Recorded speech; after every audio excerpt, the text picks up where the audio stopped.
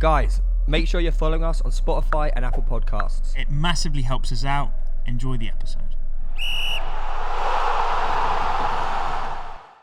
Ladies and gentlemen, here we are, episode 2 of the #1 sports podcast in the UK.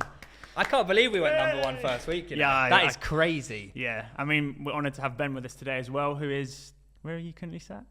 In the podcast. I think you're top 3 still. You're know. absolutely chugging along. You know, Third? I can't lie. There is a secret about going #1 in your first week. So apparently it's done on percentages, and because we started with 0 listeners, as long as you get a few viewers, they whack us up there. So next week we're Unlimited. going to be dropping down it. But unless you guys follow us on Spotify, make sure you carry on listening. Whoa. We've got Ben. We're only going up from here. We are only going up. Peaking episode 2. Yeah, I hope so. How have you been, mate? I'm good as gold, mate. Yeah, I'm good as gold. It's been an interesting start to the season. Obviously, I didn't play for the first 4 or so games, but yeah, back in the team for the last couple. I've missed it, mate. Honestly, How's the body feeling with it? Oh, banging! Like, is it good? Honestly, the games are the easy bit for me. The game, like for a goalkeeper especially, the game is like the easy bit. It's the training in the week that's the hard bit. Like, especially when you start getting to winter and stuff like that, and it's freezing cold, and like that's the bit that hurts. Because when, like I say, I'm 38 years old, and there's days when you'll get up and you don't look it. Oh, cheers. What a guy. But yeah, when you, like that match day, because the adrenaline is pumping so much, you just don't feel a thing. It's like you're invincible for a couple hours. Yeah, so your body the next day is absolutely fine. Yeah, it's okay. It's a little bit stiff because I think the thing is that, like I say, when you get that adrenaline buzz, you just do things a little bit bigger and better and stronger and faster. So, like whether it's diving full stretch or sprinting out for a through ball or something like that, you do it a little bit quicker than what you would do in training. Just because of the buzz that you've got. So there are certain times where you might just sort of strain something or might just pull something, but you only know about it till you wake up the next day. I played in actually it's funny you said that because I played in a Carabao Cup match. It was literally about a month ago, and it was against Crystal Palace, and we're about 8 minutes into the game, right? And they came through on an angle, and I got low, and he took a shot. I saved it with my foot, but then as I've gone to get up, my sort of studs were stuck in the ground a little bit. And as I've got up, I felt this like rip in my glute, the top of my. Is that the injury you had? The injury, Okay. So I felt this like rip at the bottom of my hamstring, top of the glute, bottom of the glute, top of the hamstring, and I knew straight away. I knew I'd done something, and like what you say, when you're a footballer and you know, if you know you've done something, you know tomorrow you're going to be so sore, really sore. You know it's inevitable. It's going to be at least a couple of weeks out. But the adrenaline was so high that I felt it, but I kind of didn't really feel it. So I played the whole game as normal. Woke up the next morning. Oh my God! Honestly, I couldn't move. I could not move. It was horrible. Oh, that was like us. Yeah, that was like us after this weekend. Well, I was going to say, how different is it now? Obviously, being your age compared to when you first got into it, are your training sessions like completely different? Do you have I imagine your recovery's most different from when you started, right? Especially with sports science. Yeah, I'd say so. I'd say that's one of the big things is kind of the advancement in the sports science. So everything, like you can't get away with it now. You are doing it properly. You have to live a certain way. You have to sort of. That's why honestly, that's why I do a lot of cycling. Like I love my cycling because I like to eat food. Exactly. We love it as well, mate. You know, the calories you burn are a joke, aren't they? Hey, after this weekend. But you need it though, don't you? You need it. So it is different, but as you get older, you just learn how to manage your body. And I think that's the bit that I enjoy most is sort of managing myself properly and knowing that whatever I do in the week, I'll be good and raring to go on a Saturday afternoon. What is your management like? Is it mostly home-based or do you do it at No. I mean, every day. We're in every day, yeah. So we normally only just get Mondays off. So if we play Saturday, it'll be Monday off, and then you're in for the rest of the week. And I might have maybe a Wednesday off or something where I'll still have to go into the training ground, but I just won't go out into the training pitch. Right. That's the day where I'll probably just spend it gym-based or doing a bike session or something like that. But yeah, for sure, I do. Like the goalie coach will look after me a little bit, to be fair. Like the goalie coach will say, Fozzie, you don't need to do 10 reps of this. You only do 6 or 8 or something like that, which I'm going, buzzing, absolutely buzzing. How many does Backman do? He has to do the full lot, mate. Mate, he's 27 years old. Getting going. Yeah, he does everything, mate. Yeah, like, you've got a special dispensation. Yeah, without doubt. Okay, I don't know. So speaking of cycling, obviously I remember you telling me a few weeks ago, you've done your fair share of cycling holidays. Well, we've just come back from a cycling holiday. You originally met via cycling. I was supposed to be on that cycle you did. He was meant to join us. Yeah, he was meant to join us on the championship ride. Why did you not come? Guess I rolled my ankle. He's done his ankle. We were playing football and like I didn't brace for impact on my foot properly, and then I ended up rolling my ankle, and it was like the night before. I think this is the bit where we clip this for the shorts for KSI roller. I didn't do that. Just get KSI in the title somewhere. It's fine. Bang it all bang. But yeah, that was all the championship stadiums. Now, of course, Watford in the Prem. That was my first 100-kilometre ride. That's the first one I'd ever It was done. a good laugh as well, wasn't it? It was good fun, We yeah. picked the most belting day as well. Bro, I was so jealous. It when was I the looked back at only that hot place. day in like 3 weeks. Yeah. It was like 23 degrees. It was ridiculous. It was lovely. He's planned the worst route ever. The worst route you've ever seen in your life. He said you were built different. He's like, we came off it and Ben was just like stretching. And I'm there like, oh my God. Theo's body's breaking down and Ben's like, we don't anymore. I did learn never trust Google Maps from that. No, you can't. You can't plan a bike route on Google Maps. It No. has to be done on either Strava or Komoot or Speaking of the Strava. Garmin app. Do it on the Garmin app. Like Well, halfway through, we got halfway through and I said, right, mate, we're going to turn around and go home now. Yeah, can I just put it into my Garmin and like plan the route? Yeah. Yeah, cool. It might be probably 10 kilometers longer because you'll be going through the quiet lanes. At least it's a cycle But route. you won't be going on an A road, all right? Yeah. And that was the beauty of it. Yeah. Well, he's laughing because of what's just happened over the past weekend. well, obviously, because like I did do this. So we've just come back from Paris. We Yeah. cycled to Paris. We That's did it. why the shirt's in the middle. We did it in 24 hours, 200k. Yeah. 200k in 24 hours. We'd take that. Very good. Yeah, yeah. With a little bit of sleep in 210. there. Yeah, 210. Because of Well, so I did plan the route on Strava, but halfway through it started getting like dark. On the first day, we're like, wow, we're like 60, 70k in. yeah. And I was And like, It took us to the sketchiest Oh my back God. road cycle route through the woods. We were like, In France. yeah, in we France. can't And do it's this, pitch man. black, and all my Garmin keeps beeping at me like, do a U-turn, Yeah. turn left, and we're on the main road with like lorries going past us. We do not want to come off. We would rather be on the main road where we Yeah. can see and actually think we'll survive, because next to us is this dark forest Yeah. that has got Parallel. wolves. The funniest part is, so we originally arranged to stick on the main roads, and we had about 40 kilometers left. We did about 20 kilometers and then went, all right, we'll still stick on the main roads. And then it was like 35k until we got there, because it just wasn't changing the route. Yeah, I it just was thought going- we it were was so going- much further away. But we ended up going back on that exact cycle route anyway. Yeah, Theo was like, I brought us back in. I brought us back into the depths. He was terrified. Obviously, Just I was such the alpha male. I had to be there for him. At this point, right? So you're tired, like you're hungry, you don't really The know where mist- you Cold. are. Cold. You're cold. the French mist is settling in off the fields as well. So it was Yeah, straight it's- out of a Halloween So film. you're miserable. You're in a mood at this point. It aren't is you? trench work right Like I now. say, you're smiling now like it's nice, but I guarantee at No, that no, moment in time, that it's was like, the most efficient cycling we did the entire But do you know- trip. do you know what I remember? It was pitch black, and we were like, just go as quickly go. as possible. Because we're like, oh, because I was like, he was like, oh, are there any foxes around? I was like, no, there are only really wolves in like the French countryside. Started howling. And he started howling. I don't know why he did that. And we're going past. I look up the distance. I'm like, hang a minute, what is that? Like, we're on this tight bike path. Only It's his light. So he doesn't have any lights. Oh, It's wow. only Yeah. me. And I just see something run across. I'm like, that better not be in a wolf. We get closer. It turns out it was a deer. And That the nearly deer, cut us up on this. Their you know- problem. They're big yeah, old things. they're not exactly the smartest Unpredictable. animals as well. Yeah. Saw that and we were like, what happens now? It started running like next to us, and I thought it was going to charge us. Luckily, it didn't. We get to Beauvais, we're all good. We've done 120k on the first Nice. day. It took us a long time.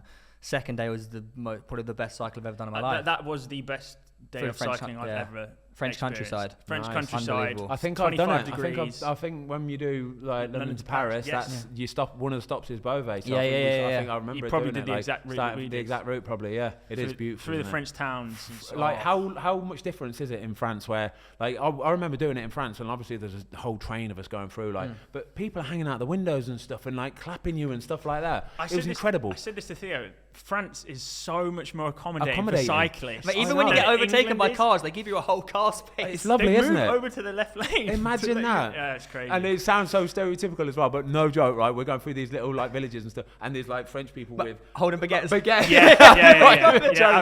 Remember the guy that held like 7 baguettes? Yeah. I was Yeah. like, that is the most French thing I've ever It's seen so in my life. stereotypical. Yeah, it was gorgeous though. And It was like straight out of a movie. Yeah, and then we rock up to Mr. Eiffel Tower. Bean. Mr. Bean on his car. Well, we went to go see PSG as well. Nice. Messi was injured. He was injured. Typical. Was I bet he fell out on the day or something like that just to ruin your plans or something. He said he got like a bruise or something like he's a fraud. Basically. Ruined the vlog you did. That's why I'm wearing That's why he's wearing a Ben's Barcelona top. Yeah, by the way, even mine. These are all my shirts. shirts. It's their pod, and I was the one who bought the shirts for Can them. we get a vote on which is the best, by the way? Because I'm liking the Inter Milan one, but obviously Watford's got to be top, surely. Oh, it's got to be the Barca, in it. Or the Inter. Well, that's not in the debate. I reckon it's between. I love a shirt with some buttons. It's very and collar. Arsenal, that is. Yeah, very Arsenal. I think this is one of the nicest I've seen. Well, that's banging, to be fair. Well, it doesn't have the Italy badge. When that first came out on the design on social media, it had an Italy badge above the Nike tick, and I thought it just doesn't go with the colour scheme. But that's actually so much better. Banging, isn't it? Yeah, it's I incredible. love it. Yeah. Football Twitter lose their mind right now that I'm wearing a Barcelona shirt. Basically, in the last It's got episode, 'em riled. we had a massive argument about Messi and Ronaldo, and I just went full Ronaldo. Messi's a fraud. Oh, wow. And people have lost their minds. But they are not happy with me. But having a person on the podcast that's actually played with. One of them. Yep. Yeah, I'll always be Messi. I'm always team Messi anyway. Sorry, no, I'm not. Oh I'm my Ronaldo, God, lad. I was going to say. We've got our first clip. I am team Ronaldo because he's the one I played with, not Yeah, Messi. yeah, Yeah, yeah. I think that's right. Yeah. Yeah, mate. He's the man. I was going to say, even when he was younger, did he still have that different mentality? Was he just different? He was different. He had that burning desire. Like I say, I always used to I think I'm 2 years older than him, 2 or 3 years older than him. Yeah. And I always used to sort of look up at him as like he was older than me or he was like more experienced, and he was. But that's how it was. He has this like massive aura about him where you can't help but like everybody just raises their level. Like say, there's a lot of people that were saying about he might be 36, he might be past it, and like, he's not, by the way. He's good to go. Like, He's he's an Adonis, mate. Stats are proving it, aren't they? He's good to go. But the big thing for Man United especially is that once he walks through that dressing room door, everybody else levels might only go up 1, 2, 3, 4%, but cumulatively, the level that the team raises it's massive. It's absolutely massive. I think it's an unbelievable signing. What a guy. Well, that's why I'm gutted. Like, if you play United and you start, you got to get him in. Mate, Post match with Cristiano. Ronnie. Imagine the scenes. Come on, Ronnie, just say something. I don't care. How long were you with him for? I got changed next to him. So in the Man United dressing room at Carrington, my dressing room was right next to him. He had like a corner spot which was like prime real estate. Oh, wow. Had a mirror The cool there. kids. He had a mirror. He had like his like hairdryer plugged in, all good to Really? go kind of thing. He had the biggest locker, like beautiful it was. I had the little skinny one next to him. It was like just find somewhere in there. But he was gold. Honestly, what a lovely bloke. Like no airs or graces, just proper. Proper. So obviously, speaking of the YouTube channel, absolutely firing at the moment. We love it, by the way. What made you start it? Yeah, the initial idea came about in lockdown where I just wanted to, because I was doing loads of stuff in the garden with the kids. Like we live in the middle of a farm basically. Yeah. It's just acres of land everywhere, and I just wanted to show a load of stuff that we were doing to keep our kids occupied. So like my kids are now they're 12 and 13, but at the time they're like 11 and 12, 10 or 11. Yeah.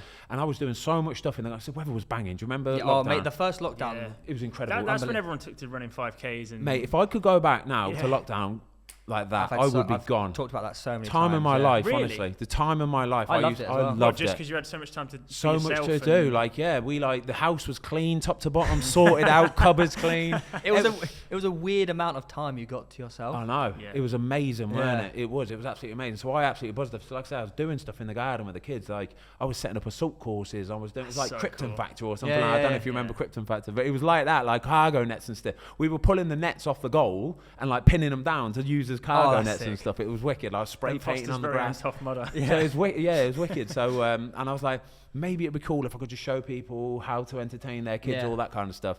But then we obviously like Project Restart happened, went back to football, and that obviously takes precedence. So unfortunately we got relegated. But then in the couple of weeks we had off before the season started again, the Championship season, I just thought, maybe I should just start doing it. Set up a YouTube channel and just start doing a few football vlogs. Like I had no idea what I was going to do at first. It was just mainly just show you a little bit behind the scenes, how it works, how Project Restart would look like, kind of thing. Like what COVID looks like in modern times in football.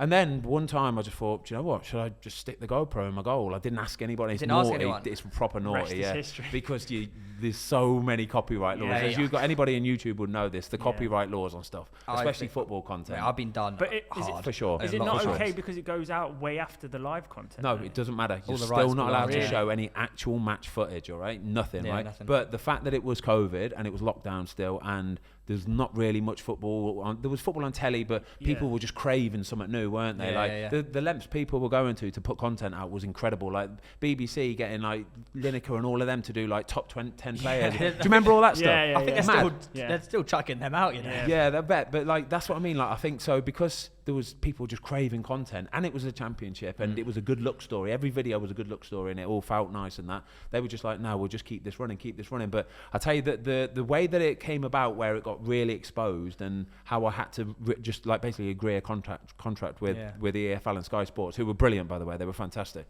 One day I got a call from the club, one of the Watford like club secretary or something, saying that the Daily Mail have been in touch, right? And I was like, okay. And they were like, they're saying that you're not allowed to put this GoPro in the goal because it's against the laws of whatever. And I was like, oh, come on, Daily don't Mail be like that. So I was like, I'll tell you what, give me his number, I'll give him a ring, yeah? Cool.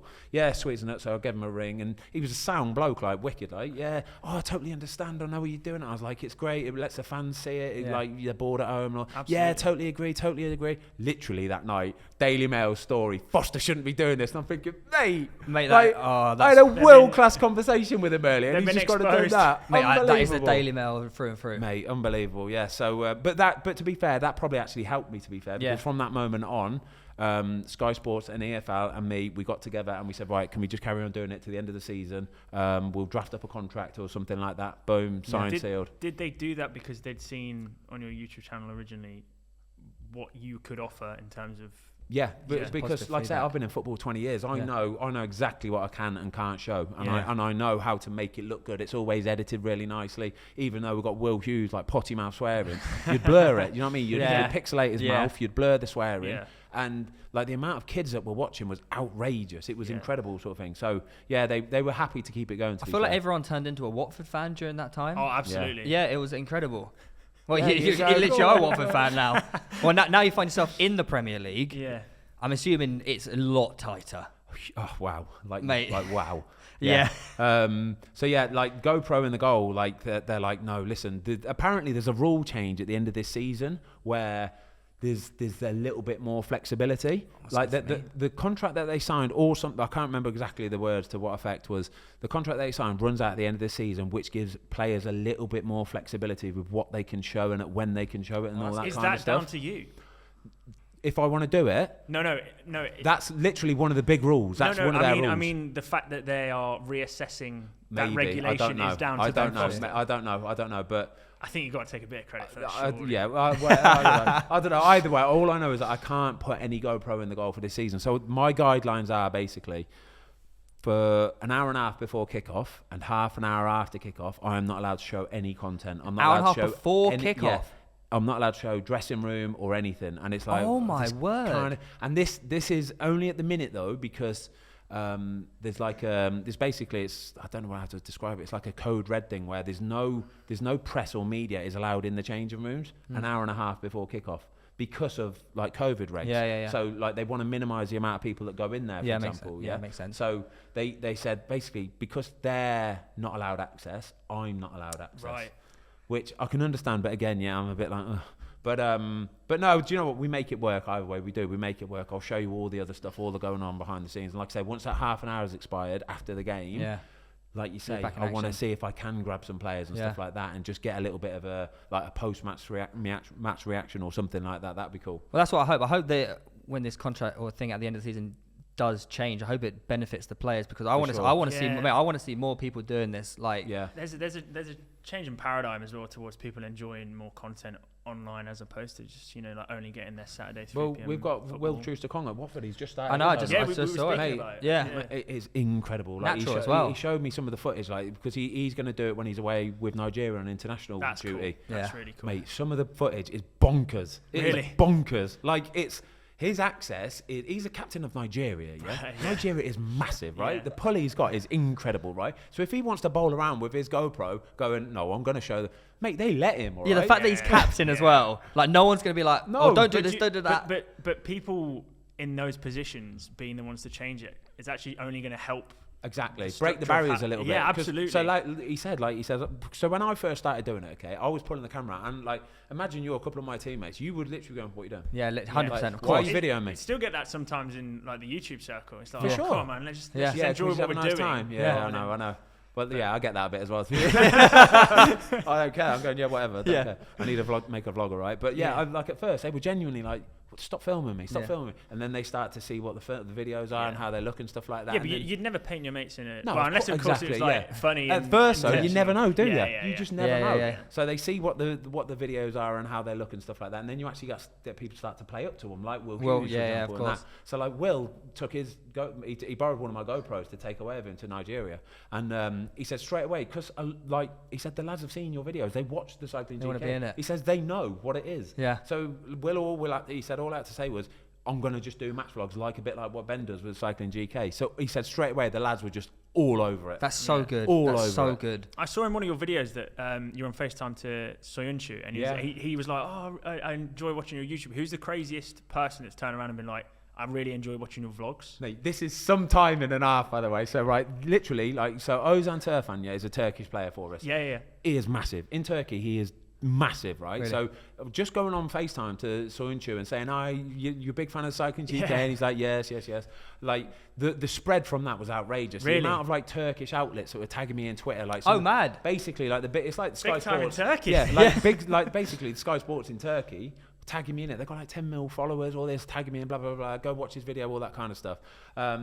So Ozan, obviously big name in Turkey, he must know everybody in Turkey, because he was like, he pulled me the next few days and he said like loads of people are tagging me in with it, blah, blah. And he was like, oh, I even had Mesut Özil text me the other day. No way. Yeah, he said, so Mesut texted me saying, I see you've settled in really well with in England, obviously, and then sent a screenshot basically of him on my Cycling GK thing. No I way. was like, oh my God, this is amazing. That is so sick. So on this weekend's vlog that I've got coming out, all right, I literally pull Ozan and I'm like, tell me about the player who texts you, and he's like, yeah, Mesut Özil. I'm like, this is No incredible, way. buzzing. But then, right, we had a team meeting like 5 minutes after that, right? I rushed inside, put my camera in, I'm coming out. He's on FaceTime to Mesut Özil. Mate, I'm fuming because I haven't got my camera, so I can't video it, right? Oh, you need like a phone or something like. Mate, I had nothing on Oh, me. I was hold the heartbroken. phone, It's like, I know. guys, it did happen. It did I happen. swear it happened, right? Like, I was like, oh my God, we've got a meeting. Oh my God. I was like, warn me, all right? Yeah. If you're going to FaceTime Mesut, warn me, okay?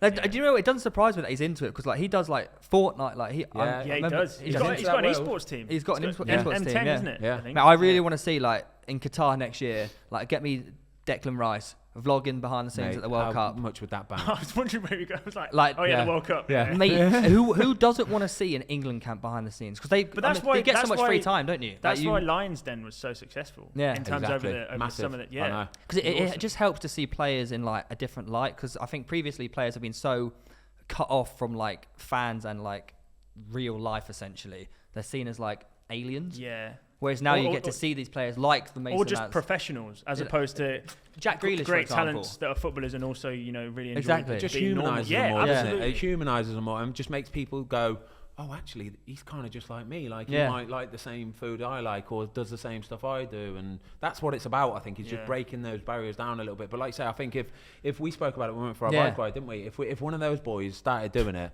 mate, it would, yeah, sorry. That's all right, mate. It would bang, honestly. But I want to say, like, I think that's why Jack Grealish is so loved by all like the Yeah. English, Yeah. because he's such like a His interviews Like- are just banter. He's I'm sure incredible. he's just trying to have banter all the time. Yeah. like. yeah, like he's just so like normal. Yeah. And everyone has taken to him like during the Euros. He's a guy that's incredibly talented at football that So everyone good, wants isn't to he? be, Yeah. and just living out the dream of being the guy that everyone wants to be. Yeah. Like, Yeah.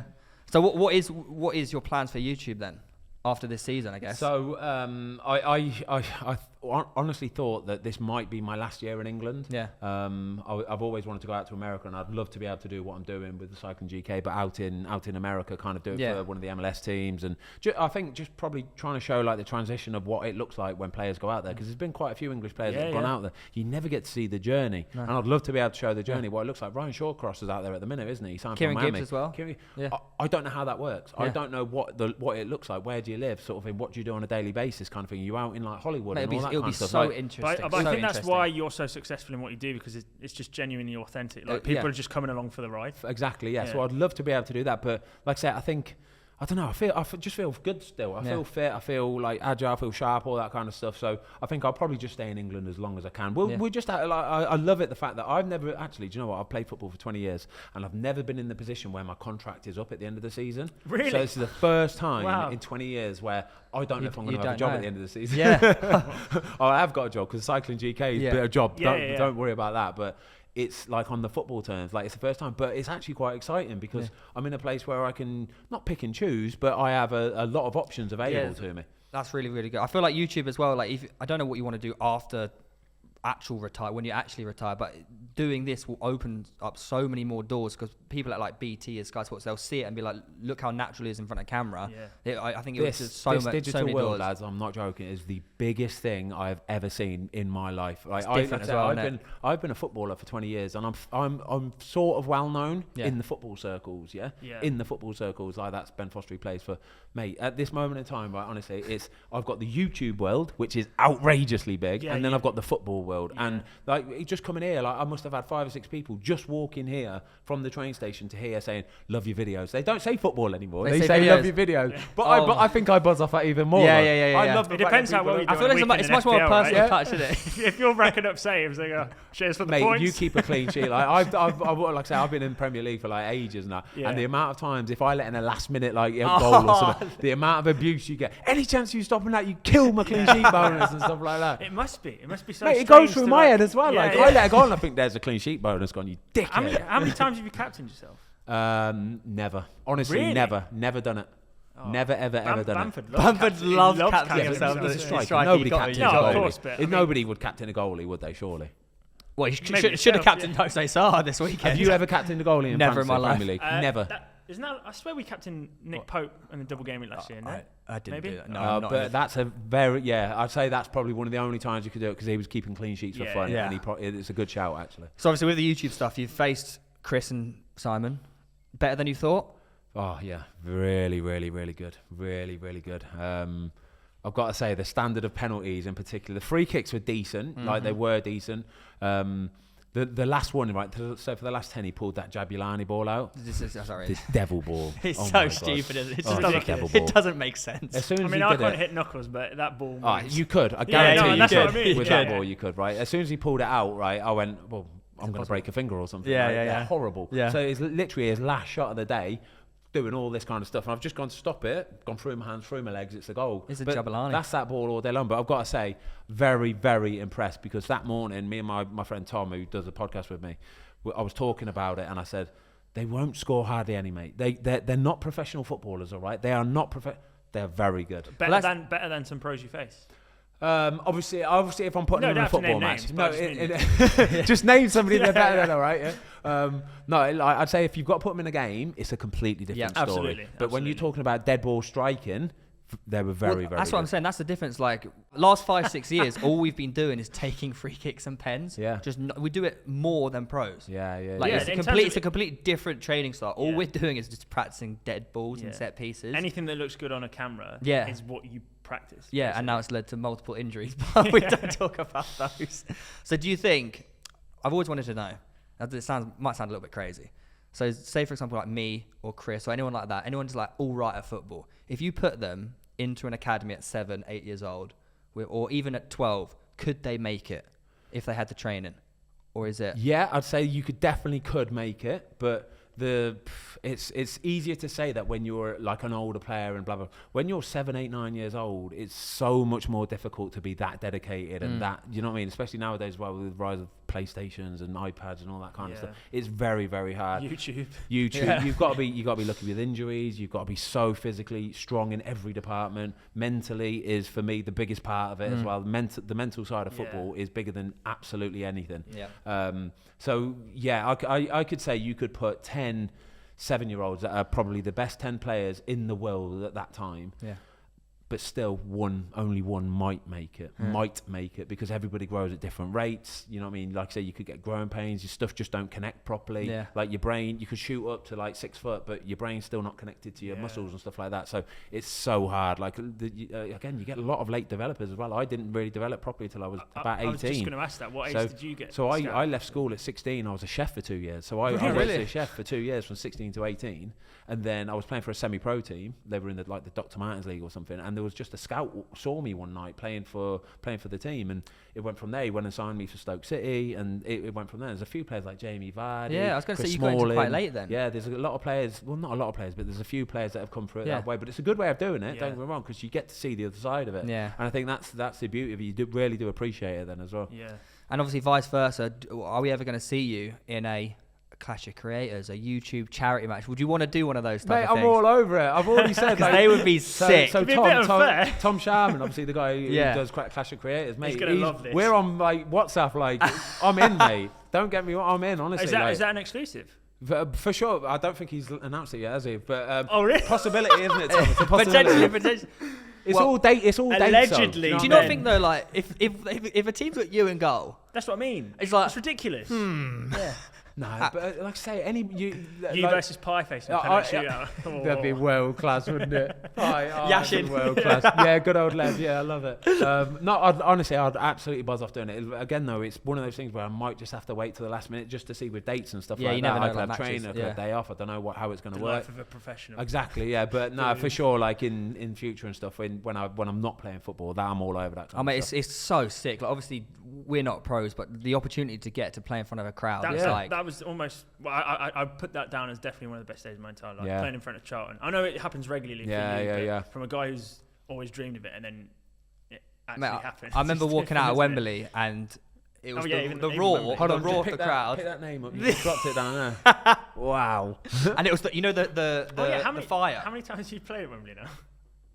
5? Wow. It's more than me, I think. Surely not. Right? No, we went on the FA Cup thing. We were part of the FA Cup pre-match like dance routine. What? Yeah, it's a bit weird. They told us like an hour we before. Live streaming pitchside, which ironically is now. We had to like practice and choreograph like routine in an hour. Yeah. Oh, cheers. But we had like we had like GoPros attached to us, so it's like on a stick. They're awkward as you like them. They're horrible. Terrible. And then they're like, you have like a giant suit on to keep level for the live stream and stuff. Do you remember they said, when you because we had to run off the pitch and halfway through the dance routine, they're like, make sure you're be careful, stay away from the pyrotechnics. Yeah, just forgot about that. Yeah, I went straight past, guys. Raging hot. Yeah, getting absolutely burned. Have you got any footage of this, by the way? I'd love to see a little bit of you like dancing. Yeah, I do. It was pretty mad though, because we looked up. And like, obviously you concentrate on the dance, you don't want to mess it up. But you watch, and you look up, you're like, fucking Jesus, what the hell is the? 70,000 people in front of me. It's like the final bit before the actual game kicks off. So everybody's in their seats at this point. Everyone's like buzzing for it. And you're just going, why am I here? I don't know. Yeah. I honestly think though, like say with Clash of Creators and like YouTube charity matches, I think that's the next thing for it. I think the games and stuff and the amount of people that watch YouTube and love them so much, it's suited for a place like Wembley or like City, like Tottenham Stadium or something like that. Especially post-COVID. Exactly, it will attract so many people. That's the level of what invest YouTube's in getting personalities, to right? Yeah, which is for exactly sure. Why opening the door to the world of football and not necessarily even like the biggest names in YouTube. I love the fact that he still gives like the smaller guys a chance. You know what I mean? The proper creators and like all that. I love all that kind of stuff. It's wicked. That's how you get your name out there and get to be more exposed to everyone else. It was fantastic. So obviously I've just done a triathlon. Reeves into his cycling a lot. Do you have any other plans apart from your cycling to go into maybe a triathlon? Maybe a join us. Triathlon, no chance. Are you just sticking with the cycling? Cycling all day long. I can't run. I'm a decent swimmer, to be fair. But, running. Tall, right? Long levers kind of thing. So, but yeah, running's not a thing, mate. I'm not a goalie. Goalies don't run. Oh. Like, no, I can't run. No, my knees won't take it though either. Do you know what I mean? I guess. I'm like 92 kilos, so I go pounding the pavements, and they just swell and stuff like that. So I just stick to the bike, boom. But yeah, there's loads of stuff I want to do on the bike. Like there's loads of like mad, have you ever heard of bike packing? Yeah. Bike packing is basically where I have not. You just basically. You set off on an adventure to go somewhere, no matter where it is. You can do it abroad, you can do it wherever. There's one that they do in Iceland, which is supposed to be incredible. I've never been. And you can do it, it's like a 3 or 4 day kind of thing. You basically got everything with you to survive for like 4 days, 3 or 4 days kind of thing.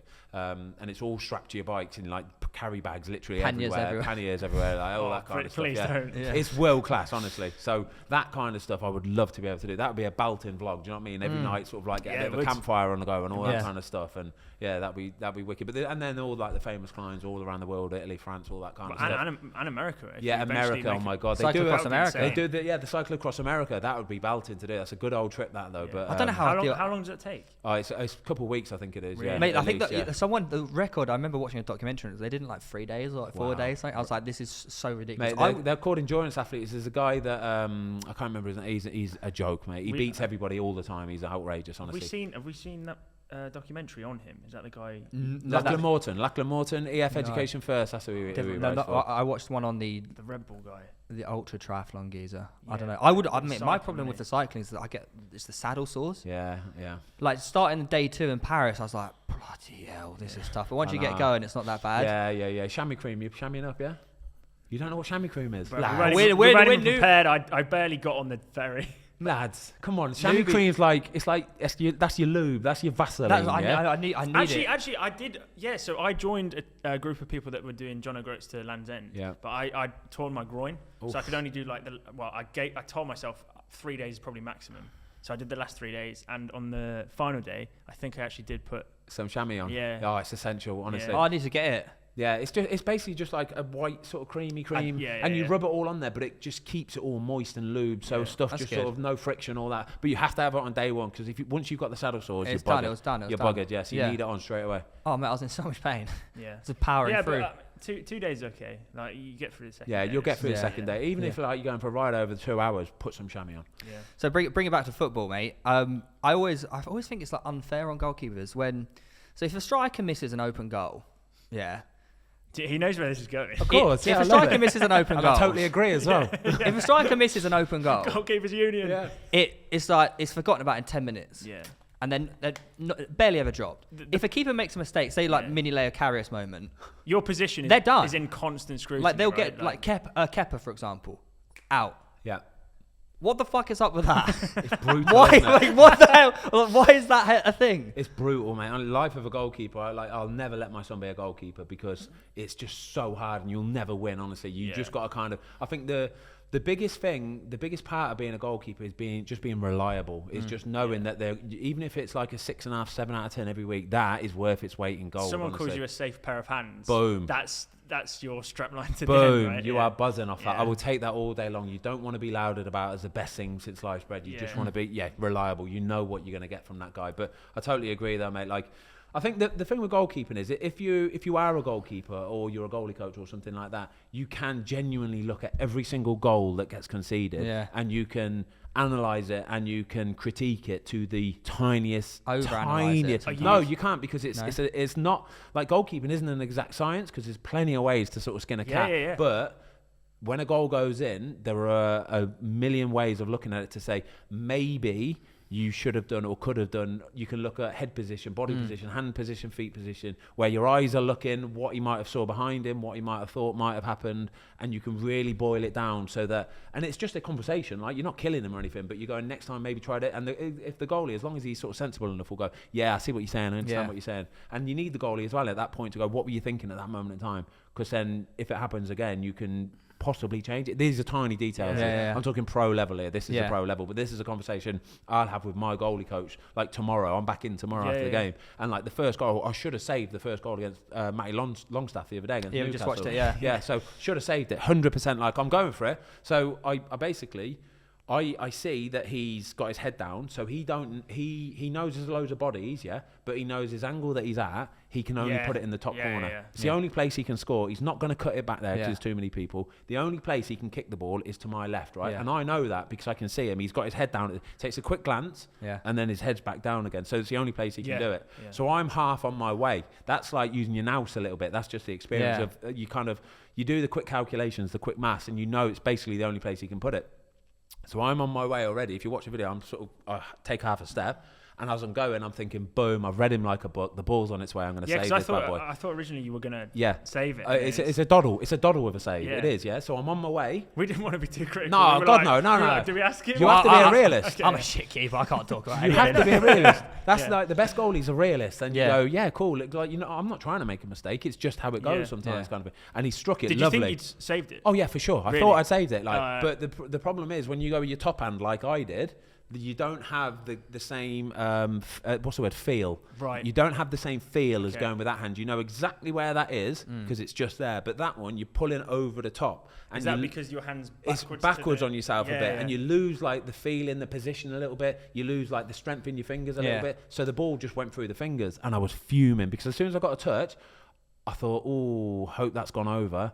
Looked, mate, nowhere near going over, right in the back of the goal, and I thought, oh no. It made it look better. I know, but it's a save. You have to save those ones, kind of thing. But this is where being a goalie, you have to just block it out. You can't let it affect you. You can't let it affect you. What would you say you've most improved on over the years in terms of? It's just the mentality.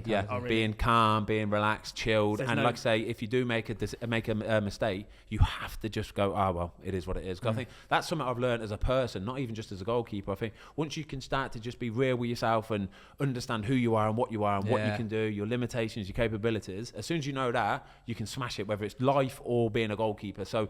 Boom, I've made a mistake. It's not the end of the world. I didn't try to make a mistake. Let's just carry on trying to win the game now. Absolutely. That's it, It's quite intriguing listening to the bit where you were like, you notice his head was pointing down. Those little intricate things like you just don't think of. You've been doing it for decades. 20 years, it's the same with pens. Like, I really want to know, like, when I take a pen, I do like a glance to the opposite corner, but I make it look like I've accidentally glanced. Like I'm overthinking. It's not going to work now. You've just told the entire. Oh yeah, shit. But that's what I do, and I do it twice.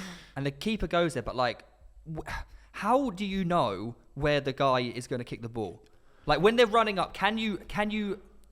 I know you get some players are really good at disguising it. Tells. Can you tell? To add to that, do you do research on specific pen takers before games? Yeah. When that happens? So. This is massive now. This is absolutely massive, and for sure you can pick up so many towels, and you can pick up body shapes, and it's like that psychology of it all, isn't it? Kind of in reading body language. But yeah, we do a lot of research on it, and we will. So basically, say for example, we played Newcastle the other day. So if Sam Maximan's might be the penalty taker, for example, right? I will have his last 10 penalties on video. Really? They will sort it out for me. The club analysts, the media team, and stuff. They will have clipped up his last 10 penalties, so that literally each penalty is him. 2 seconds before he runs up, and or actually, do you know what? It goes a bit earlier than that. It goes from him placing the ball, and it might be he might twist the ball. You know, like some people like to line up the Nike tick to go in the corner. Oh my god, it's mad, but it's true though. Yeah, because it's just another thing of like I've done that. Everything's prepared mental game, properly. Let me go and just strike it now. So it will start from him placing the ball down, his body position when he places the ball down, and then the moment he starts his run up, you just got to watch his body shape, everything. Absolutely everything. So the 5 that go to his right will be a slightly different body shape to this 1 or 2 that might go to the left, because he has to open his hips up. And that's the bit is where when he has to open his hips up, he has to put it in a different corner. So if you can pick up that tell of when he opens his hips up and see what it looks like, you've got a chance of going the right way. But then you still got to get there and save it. If he puts it in the corner, rapid, you're buggered. It's still going in the goal. Do you know what I mean? There's so many penalties where I've gone early and I've gone for the right corner. Just too good. Still gone in the corner. It's too fast and it's too accurate. But there are so many things like that. Free kicks, it's the same sort of thing. We do the same with free kicks, corners, set pieces, everything. Because I thought, like, if I take 5 pens and I tell you I'm not going to disguise the pen in any way, I'm going to just kick it. If I'm going bottom right, bottom left, like, would you be able to look at me and be like, I think I know where he's going? Yeah, for sure. I did it with so I was doing it for Simon. Minimin, his body towels are dog shit. Yeah, like, I was good, but I went the right way so many times. But his penalties were so good. It's so irritating, isn't it, when you get the right way? Yeah, his penalties were so good that even though I was going the right way and I was going early, he was hitting top corners, and he was hitting top corners. It was a joke, honestly. Well, you know, I read Donnarumma. 66%, right? 66%. He saves more than he concedes. Yeah. He's been going since he was 16. That's outrageous. Like, that's actually outrageous. So, but he's just a freak. He is a freak. Like, he's 6'9" or something. He's 6'9". Also, who's first choice AC Milan keeper at 16? Yeah. Mate, he's a freak. So What's he that goes about? the right way, and like I say, even if it's in the corner or rapid, He's there. he still might get it because he's so long. Yeah. He is so long, but so quick at the same time. A lot of goalkeepers that size can't get down quickly. He can. He's a freak, like, and he's bothered as well. Do you see the way, like in the cup final, like he gets play balls back to him, he don't care, mate. Like, he's got players shutting him down, he's just sort of looking, going, and he'll just roll it off. But he does it, like, he's so good at doing it that he'll roll it off to the certain pace where that striker is buggered, but that one thinks he can get it, so he will run, commit himself, and that player knows that's what they try and do now. This is the nuance in football. Barca do it as well, where their goalie will try and play it out at a pace and just miss that player, but that player thinks he can get it. That's two players out of the equation. So once that gets it out to that and that happens, the whole team knows, bang, like, let's go for it now, because two players have already committed, let's go. It's amazing. And like, to us watching, it's just like, he's almost missed that pass up. Ter Stegen does it for sure at Barca. He does that like a joke, honestly, and Donnarumma does it as well. Well, who were your idols then growing up then? I was a big Schmeichel fan, big, massive Peter Schmeichel fan. I just, he was probably the one that made me sort of really want to be a goalkeeper. I think I just loved the way he was, like, big and brash, and I think everybody forgets that he actually made mistakes. Well, goalkeepers do, but you don't ever remember a Peter Schmeichel mistake, do you? Because he was just always shouting and the man and blah blah blah. So there, for me, that was ledge. I used to love watching him. Is that like personality you just wanted to emulate? Yeah, I wanted to be him, and he would just come for crosses for fun, and he would punch, and he would just dominate. And I always used to think, like, I want to be that guy. I love, like I'm saying, I want to come for crosses and I want to help out and stuff. You're genuinely like a really nice guy, but when the whistle starts, do you turn into like a bit of a horrible? Really? I want to win. Like, if it's a 50-50 ball and I can come and smash a player, I'm coming and smashing a player. I'll take the ball, but I'll smash the player because he's trying to smash me. So I'm not. The second you start to sort of pull out or like hold back a little bit, you'll get hurt. You'll get hurt. Like in our game against Newcastle on Saturday, Carl Darla did one with Tom Cleverley. And he came and absolutely smashed him, but I'm like clapping. I'm like, going, that was incredible. You got to do it. That was incredible. Like, I love it. I do. I think it's part of the game, though. They'll do it to you. You've got to do it back to them. You've got to be brave. And I think that, again, goalkeeping, that's a massive part of goalkeeping, is being brave. So one thing we want the viewers to get involved in going forward is send us in your craziest, weirdest, funniest encounters with footballers. Because I'm honestly, Theo and I have recounted ours between each other, and there's so many that we can list. That we know people out watching this have hilarious stories. Some of them I can't actually some of them I can't actually say. But what is yours? Like, have you ever seen someone on holiday, bumped into anyone like that you can tell us? I'm trying to think. No, do you know what? When the season finishes, right? And you know for a fact that, say the last game's on a Sunday like it normally is, right? You know on the Monday, mate, flights are solid booked going out to wherever it might be. Are you all going to the same place? But this is what I'm saying. So you will guaranteed see at least one footballer on your flight. You will, because like I say, if we go long haul or something, we might go like business or whatever. So it's like they're nice seats and whatever. But you know that. I know for a fact, I always have a running joke with like my missus where we'll just as we're about to walk in the business lounge, I'll go, guess who's in there? How many players do you think we'll see? How many players do you think we'll see? And my son Louis, obviously, my son's 12 now, so he knows every footballer going. He plays FIFA like you wouldn't believe, so he knows absolutely everybody. And most of the time, it's him that notices them. Like, he'll make a point of going to the toilet or go and get some food. Or whatever. He's 75 rated. He's at, and he does. He knows all the rating and all sorts. How much he's worth and all that kind of stuff. I imagine. But yeah, you do. You see an awful lot of footballers on holiday. What do you think of your card? Buzzing, absolutely buzzing. 78 rated, 38 years old. I've packed you about 45. Yeah, we've packed ourselves as well. I've actually got you in goal right now. I love for Rooney's Rampage. Yeah, Rooney's Rampage flying. I haven't actually packed you on my road to glory yet, so it's when I do, I'll I'm over the moon. 78 rated for. I think I was 79 last year.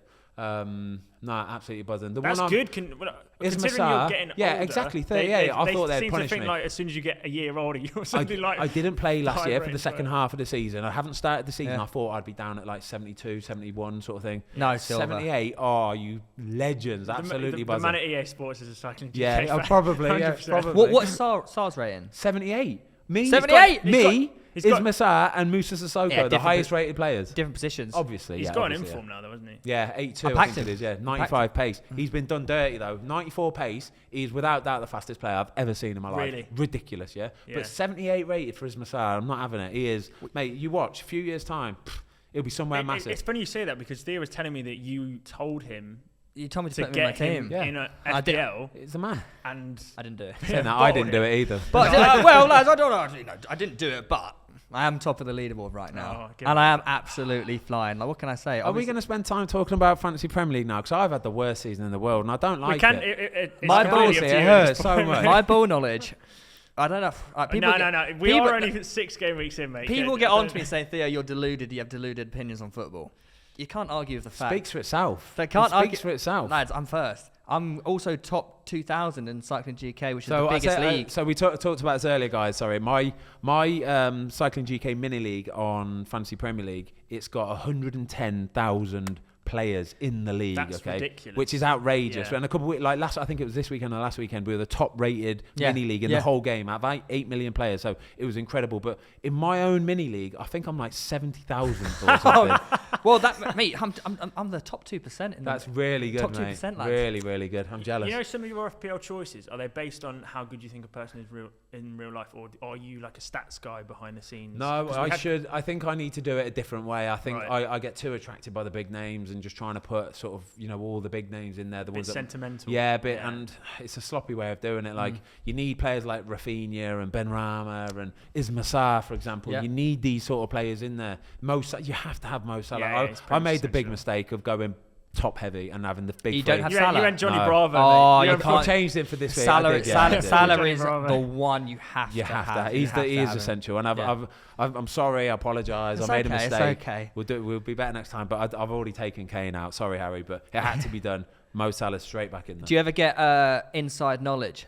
Whether it be your team or other teams. No, did you see the Villa one last year? Yeah, absolutely. So Dean Smith, that's what I said. Yeah. He was fuming. Fuming. He's only fantasy. You've got to be careful. So I try to steer Nobody's clear. allowed to, right? Exactly. I really steer clear of getting any Watford players in. So I've literally got myself, and I only put myself in at the start of the season because I was £4 million. I'm like, same. Yeah, exactly. I played you this weekend. So yeah, exactly. Had Martinez on the bench. Who was on the bench? Martinez. Oh no. It's only kick-off. You can't. I had to do it though because Martinez against United. Yeah, true. I couldn't. You got to be sensible. Exactly. You've got to play it on a logical bet. You can't play it results basis because then you never make good decisions. Really. I've still just to clarify what we were saying though about the Villa thing is basically because last season Jack Grealish got injured for a couple games or whatever it was, and obviously for Villa all their players do fantasy Premier like everybody does, right? So in their mini league, all of the Villa players took Jack Grealish out, right? So they transferred him out, knowing that he's not going to be playing.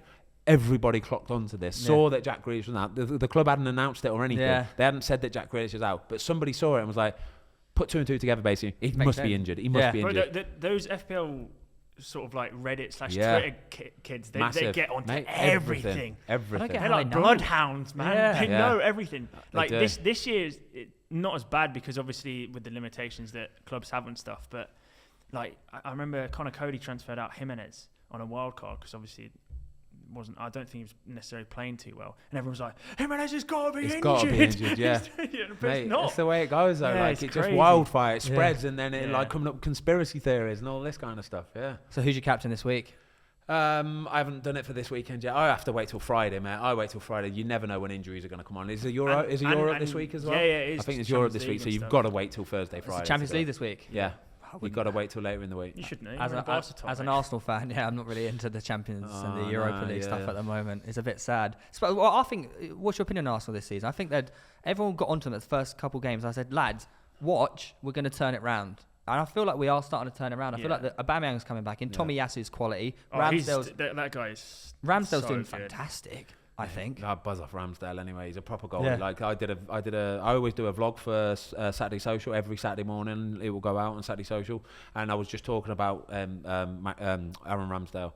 He's a proper goalie. He is. He's a proper goalie. He does what it says on the tin, and he will come out and get crosses. He booms it. He's bothered. Like, I love it. I do. Yeah. And do you know what he's got? He's got the mental side of it, because he's so good at just forgetting stuff and just keeping on doing it. It's like he doesn't care. I love that about him. So I think he'll boom. But yeah, Arsenal, like I said, they have turned it around. It's as simple as that. They have turned it around. Like yesterday, they were incredible. So they beat Tottenham yesterday 3-1 to put some context. But yeah, very, very impressive. Like you say, who was it, the right back? Tommy. Wow. What a signing there. What a big lad. But he's not even supposed to be a right back. It's like a centre-half right back. Yeah. But he's got it all. You can tell he's got it, because he was aggressive as well. There's a few times where I'm watching thinking, aggressive, bit of like, desire we need good on the ball, club, good size, everything. It. Like, I liked it. I'm excited for once. We actually forgot to mention our predictions from last week. We are like, I don't know how long into this, but we both got 3 right. We got 3. It's left to the Crystal Palace Brighton game to decide.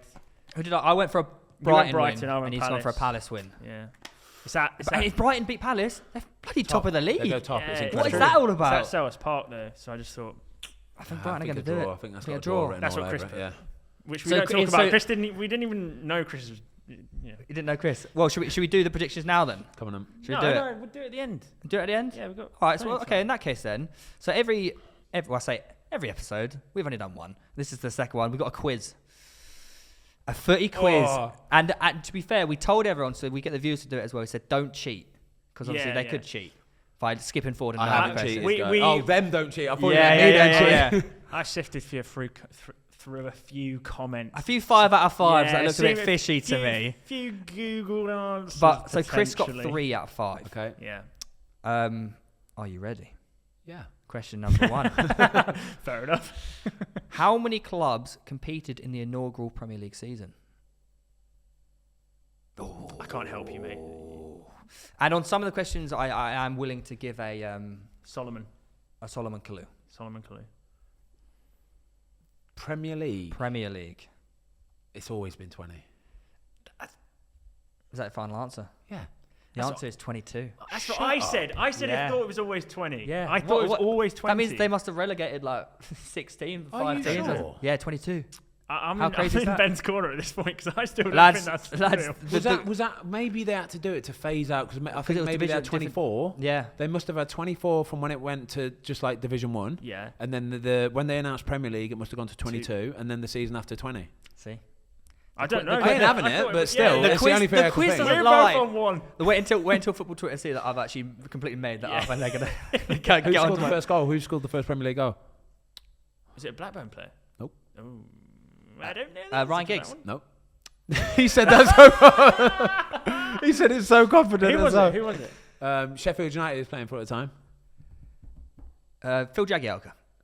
This is about 30 years ago. These football opinions are actually unbelievable. I don't David know. Dunn. No. Brian Dean. Really? I don't even know who that I think it's Brian. Is it Brian Dean? I think it's Brian Dean. He's something anyway. I think he's first goal scorer. It certainly wasn't Phil Jagielka. I think it's Brian Dean. I think it's Brian Dean. Right, question number 2. This is a test. I think Tom may know this one, or your editor. To the nearest 5 million, how many views does your YouTube channel have? Are you an avid stats analytics guy? Oh, this should be 45. Correct.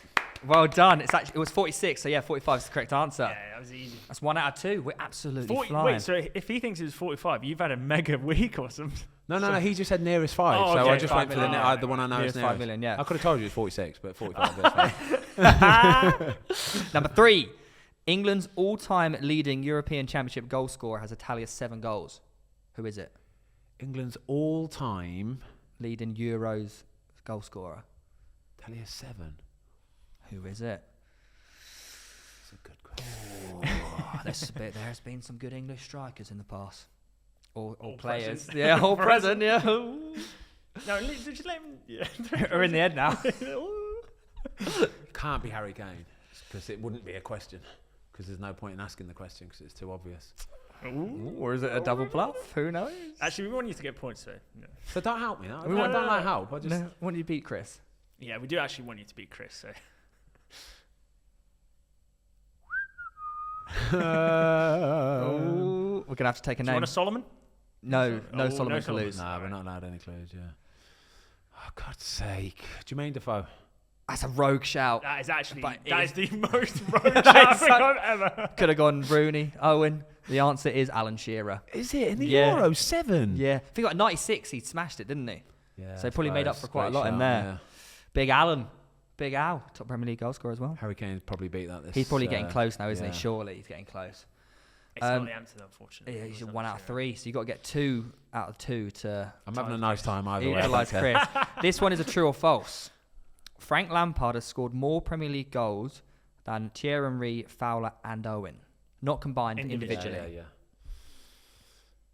Some big names. Some very big names. It's a really good question. If this is true, it is outrageous. He did score a lot of goals. Plundered goals, in fact. It is. How many did he score against you? Yeah, he probably did score a few, to be fair. I'm going to say false, because I'm not having that he scored more than... Thierry Henry, Fowler, and Owen. Thierry Henry. Do you know what? It's true. Yeah, It's true. He has scored more than them. The most goals ever scored by a midfielder. Wow. I was in your corner. I was like, he can't beat Henry. More than he can't beat Henry. Thierry Henry. I'm thinking these are really tough questions, lads. Do you Like, reckon? I want to see Chris MD's from last week. There's no way they're as hard as these ones. I'd say they were tougher. But we did give him a Solomon clue. Yeah, he had a few clues. Number Theo 5. just basically kept saying stuff until Chris got the answers. Oh, it just kept leading him down that path. Got to start Number 5 is who am I? See you, Bacon. I have played for Chelsea and spent time playing in Turkey. I have been crowned the African Footballer of the Year 4 times and won the African Cup of Nations twice. So he played for Chelsea and he's played in Turkey. And I can name one more other country. African Cup of Nations, how many times? Twice, and Footballer of the Year 4 times. In Africa? Yeah. Got to be Drogba then, hasn't it? He wouldn't have played in Turkey. I don't know. He did. Did he? Yeah. Did he? Did he? Yeah. I don't know. But did he win the Footballer of the Year 4 times and the African Cup of Nations Maybe twice? they're very specific numbers, Ben. Michael Essien? Is that your final? is that the final answer? Close with the club. Shall I say one more country he's played in? Yeah. Russia. This is that was the thing that allowed me to get it. Oh, these are good questions. Lads. Well done, you lot. Turkey, Chelsea, Russia. and Russia. 4 African Player of the Years. Yeah. It's obvious to me because I know the answer, but Yeah. What is it, Theo? Go on. Yeah, this is good, lads. Just trying to think. It's not Essien, it's not Drogba. I think it's the Chelsea one is like you'll forget they played for Chelsea. He said Chelsea. Oh, did you? Yeah. Yeah. What the whoa, don't make me dull. Sorry. The Chelsea one, you'd be like, oh, I forgot he played for Chelsea. He did. He say Chelsea? Yeah, he also played for another Premier League club other than Chelsea. Oh, just give me that one. Just 'cause Everton. Oh, he's going to know it now, surely. I don't know, mate. Yeah, but it's obvious because we know the answer. Well, to someone else, it's kind not. of. Nah. Who's in it? Well, I mean, you just got to list through incredible African footballers in the Prem. I mean, I did an entire series around this guy.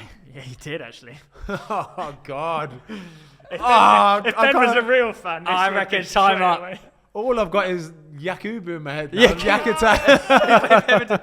Samuel Eto'o. Ah, yeah, you forget he plays for Chelsea. He took the didn't number he? 5 at Everton as well, didn't he? Did he? Yeah. Number 5? Yeah, he actually took number 5 at Everton. That is a bit of a rogue one from Eto'o. Weird. I forget he If played that's- for Everton. Yeah, how mad is that? Samuel Eto'o at Everton. Yeah, the Russian one was the thing. The Russian one was the thing that got me. Andy Makalala. Yeah, that team.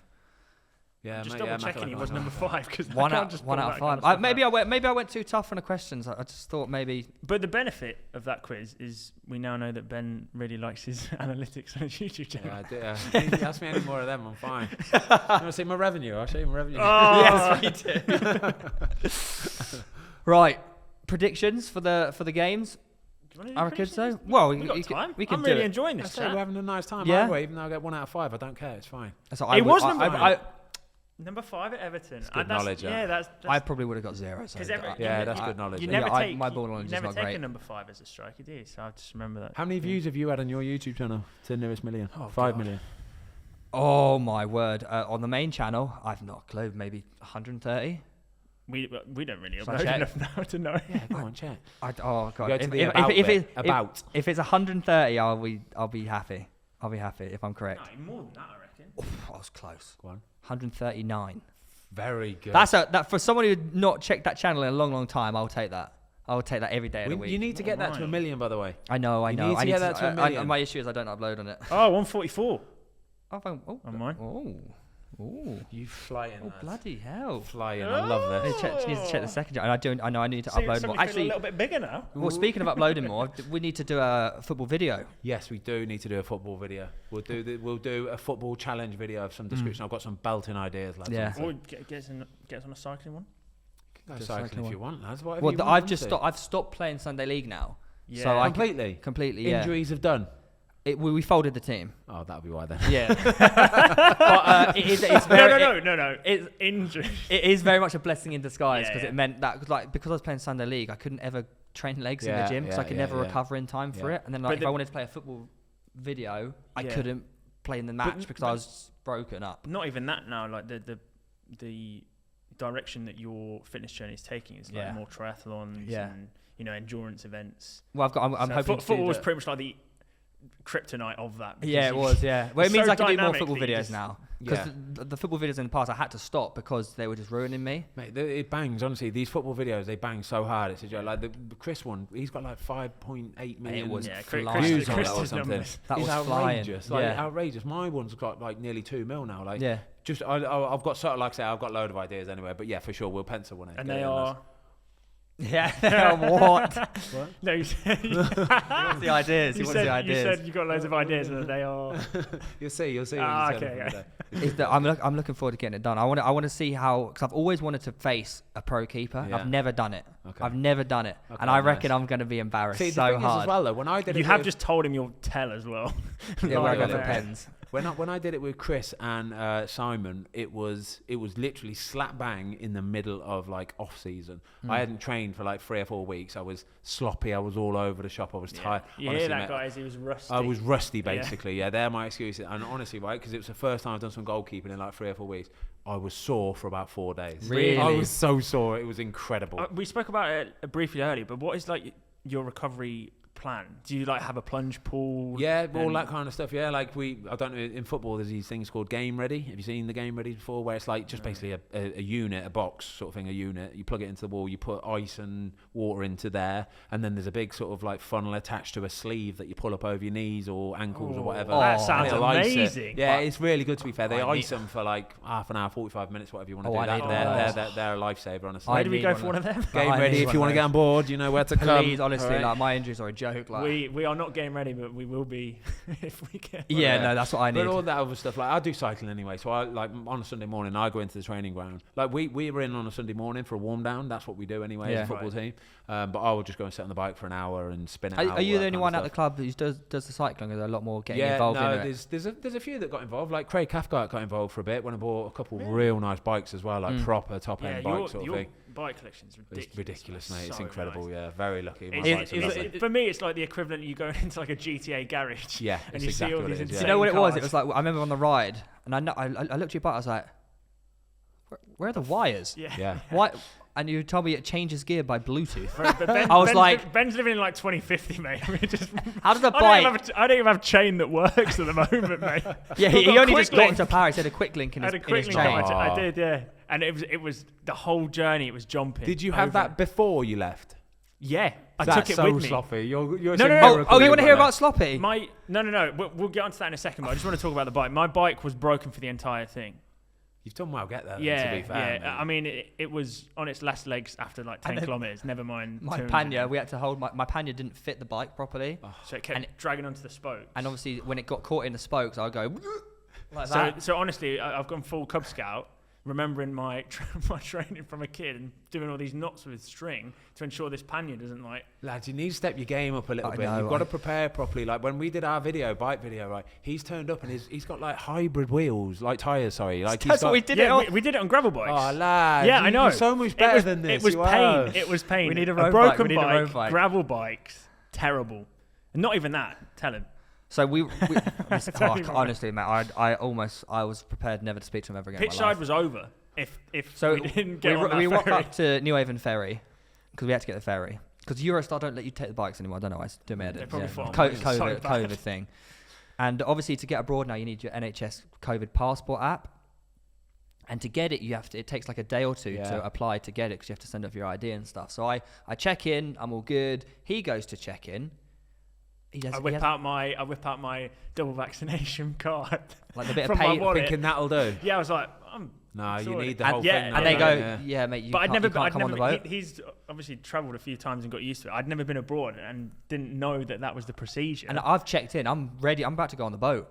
And they don't let him on. They're like, mate, what do you want to do? Yeah. So they uncheck me. They close the gates. Shut the gates to the ferry. And it's about 15 minutes till the actual ferry leaves. And he's applying for it. I'm like, it's done. It's not. It's going to take a day. He wouldn't talk to me. He wouldn't even look me in the eye. I couldn't. I don't think me and you could go on holiday together. No, it was. I don't think we could go on a cycling holiday. No. You didn't even bring a holiday. Fine, you didn't even bring a water bottle. Nah, that's sloppy. No. Did you take like spares? Did you take like inner tubes and like canisters and all that kind of stuff? I bought a tyre repair puncher kit. We didn't have a tyre lever. We had nothing. I bought a new pump. So we're giving him how are you going to get your tyre off? I just slapped the sticker on. Oh, lads, this is painful. The pass went through in 3 minutes, and I've gone. It's gone through. It's gone Buzzing. through. But the ferry left at 9:30. It's 9:15. The gates are shut. They're shut. And at that point, the security staff on the border were celebrating for us. They were like, "Come on, boys! You've done it! Come on, you silly sausage!" And then we were all best mates again. And I forgave him. But oh my days, I've never, because that was the video done. Yeah, because of the timing, because we had to get to France in time for the PSG game. Yeah. And not only that, you only arrived back yesterday, so you can't delay it any longer. Yeah, I know. Like we really need roadies, man. Like, I said this to you anyway. We need road. I'm looking forward to this vlog, lads. This sounds like this is going to be. Oh mate, it was sketchy.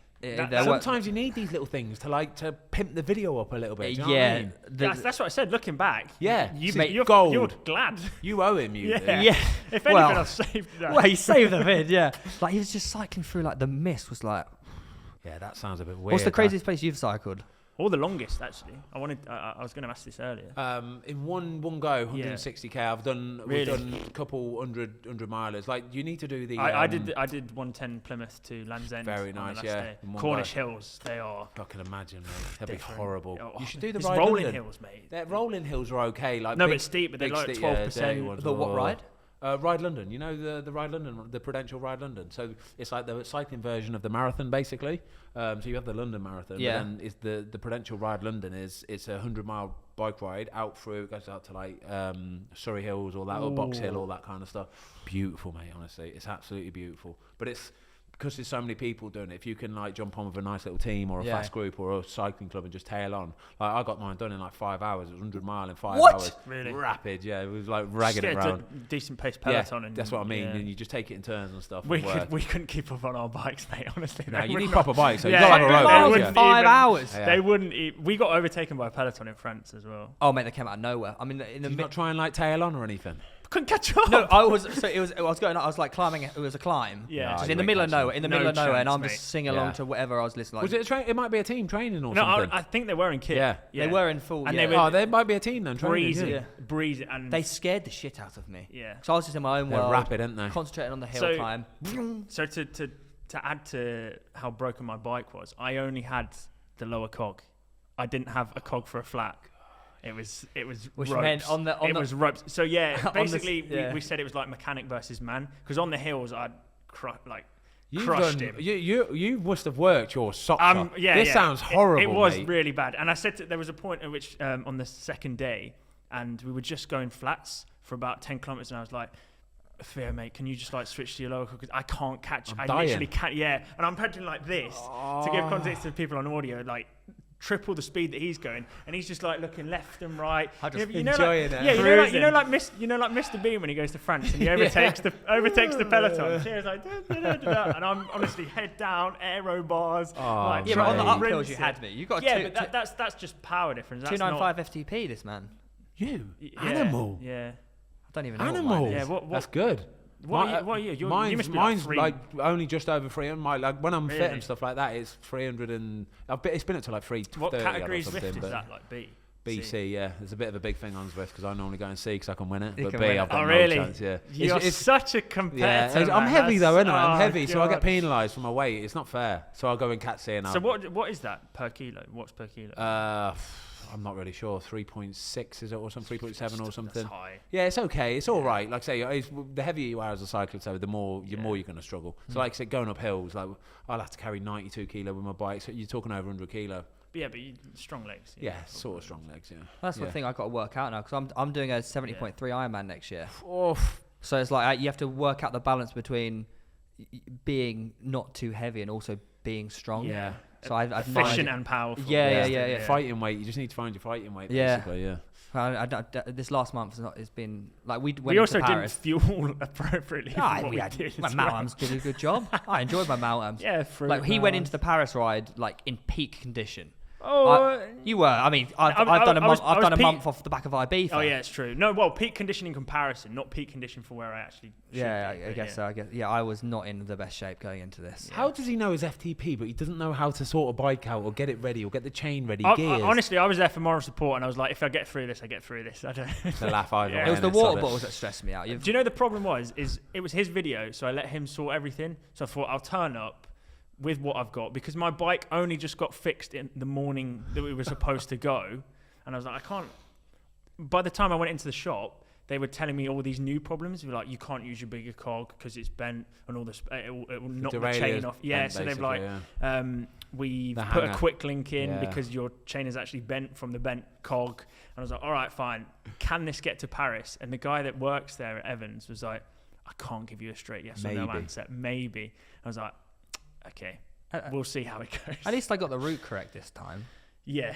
That's Strava. I'd say you've got to get the route right if you're trying to go to France. And have you cycled to Paris before? Yeah, London to Paris we did. I've done a London to Avenue Paris. Avenue Vert. It's just a long. Did you go from Dieppe? I haven't got a clue, lads, honestly. Calais. So basically, it's a big charity one. We actually came down the Champs-Elysees. Oh. Like they closed it for us and stuff. Did. It was the incredible. Other road adjacent. Yeah. They closed it. Yeah, they closed it for. Yeah, they only close it twice a year apparently, and they do it for this one day for the charity one we do, and another one for like when the tours are. Our road was closed though, but because the Arc de Triomphe was actually an art exhibition. They'd put like a cloth over the whole thing. Yeah, in Paris. The whole road. Did you get this on the blog? I did. Decent, there was a festival with Elton John and Coldplay as we arrived. Oh, wow. I was gutted. We got to Alpha Tower. Absolutely rammed. You got to go to the game we had to go see PSG. Yeah. Nightmare. And I missed out on Coldplay and Elton John. Neymar and Mbappe miss open goals. Messi just slumped in the stands and looking miserable. It was on the telly. What's your go-to pre-match music? Oh, pre-match music. That was out of the blue. Yeah, that was well out of the blue. Coldplay Elton John. Oh, okay. So I love Coldplay Elton John. No, I absolutely anything. I listen to absolutely anything. The lads, I don't get a say on the music anymore. No chance, mate. That's long gone. Really? Absolutely long gone. Who's in charge? I don't know. Some of the younger ones, like to be fair, they'll just play all the like current stuff. Do you know what I mean? All the Drake stuff, bits and bobs, all that kind of stuff. But like whenever I get a chance to do it, I'll end up putting some 80s on or something like that. I buzz off it, mate. It's wicked. Are there any ballers that are just like headphones in? Nah, not so much anymore. Like I think that was a bit of a thing a few years ago where it was like massive. People would just sit there straight out of a Beats advert. Yeah, but it was literally like that. But now it got. I think it just got a bit of a thing where all the managers were just like, no, just like talk to your mate. Yeah, talk to your mate. Do you know what I mean? Yeah, exactly. Yeah. So that was a bit of a thing. Now, not so much to be fair. Most people have earphones in and stuff anyway. But yeah, a lot of people nowadays everyone's sort of mingling and stuff. Yeah. Oh, actually, I'll tell you what we do have. You've probably broken the ice a little bit there as well. Just being like cameras and stuff. Yeah, for sure. I've got to be switched on just in case it pops over to my corner. Yeah, I'm that guy anyway, to be fair. Like, I'm just chatting amongst anyone kind of thing anyway. So I don't care. I've seen it all before anyway. So we had viewers sending questions for you. This is probably good. Come on then. Yeah. Yes, we've got a total of 9. The first one says, what is the most hostile atmosphere you've played against? Oh, that's a good been question. Involved in? Yeah, that's a good one. There's a couple that really stick out. One was Celtic Park against Celtic. Really? Man United in the Champions League. That's not even a rivalry. Just because it's Celtic. Well, it kind of is a bit of a rivalry. It's not. But obviously, if you're a Celtic fan, you would probably support Man United or Liverpool. One of the two kind of thing. It's the way it goes. But yeah, that was that roar from Celtic. Surely most United games would be a bit of a hostile atmosphere. Like not a lot of clubs.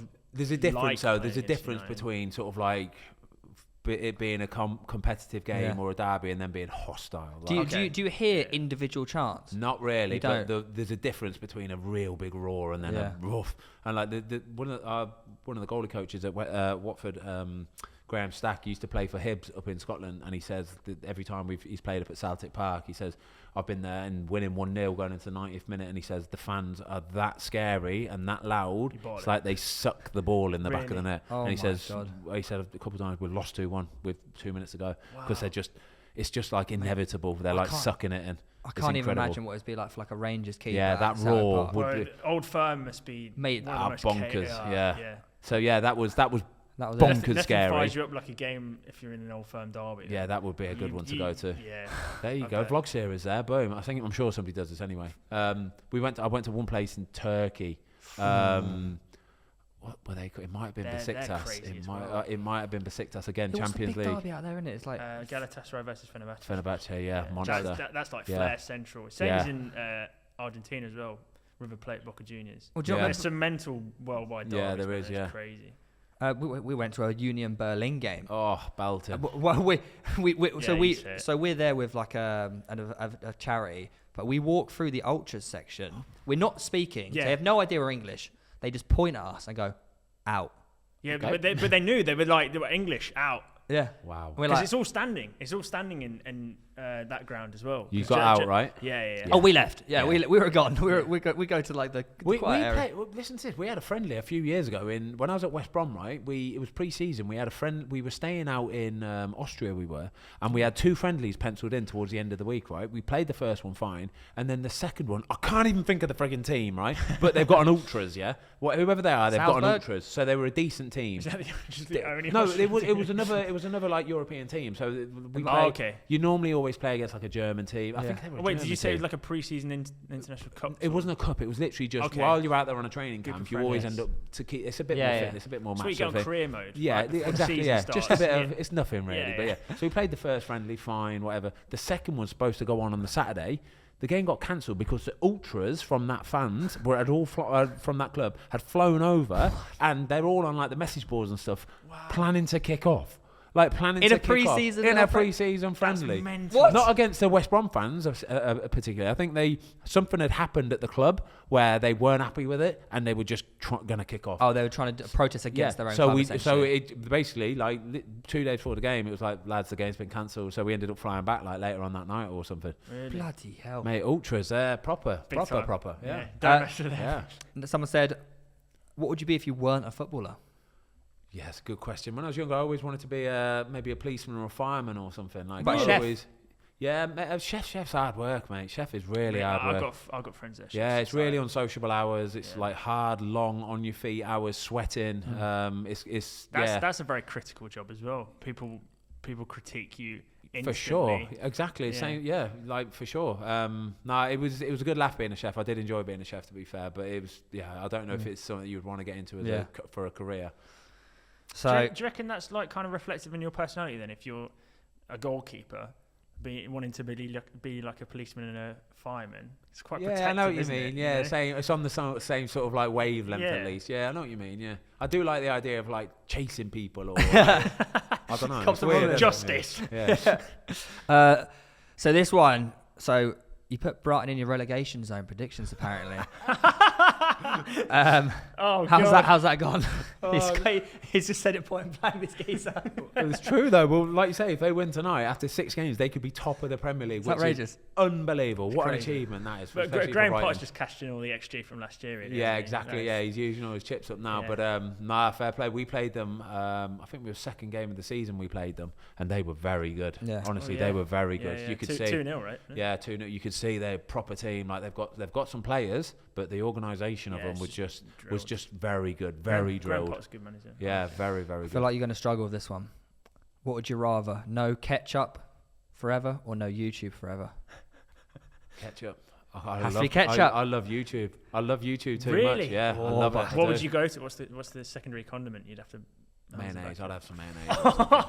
I'd have mayo. I swear down, mayo is for the devil. Like, it actually is. Like, Really? I hate You're mayo. so weird. But the thing is, Everyone I'll likes have a mayonnaise. tuna and sweet corn sandwich. If I can't see the mayo, it's calm. If I can see the mayo, we're not touching it. Shut up. Yeah, legit. He's the weirdest foods But I love most foods.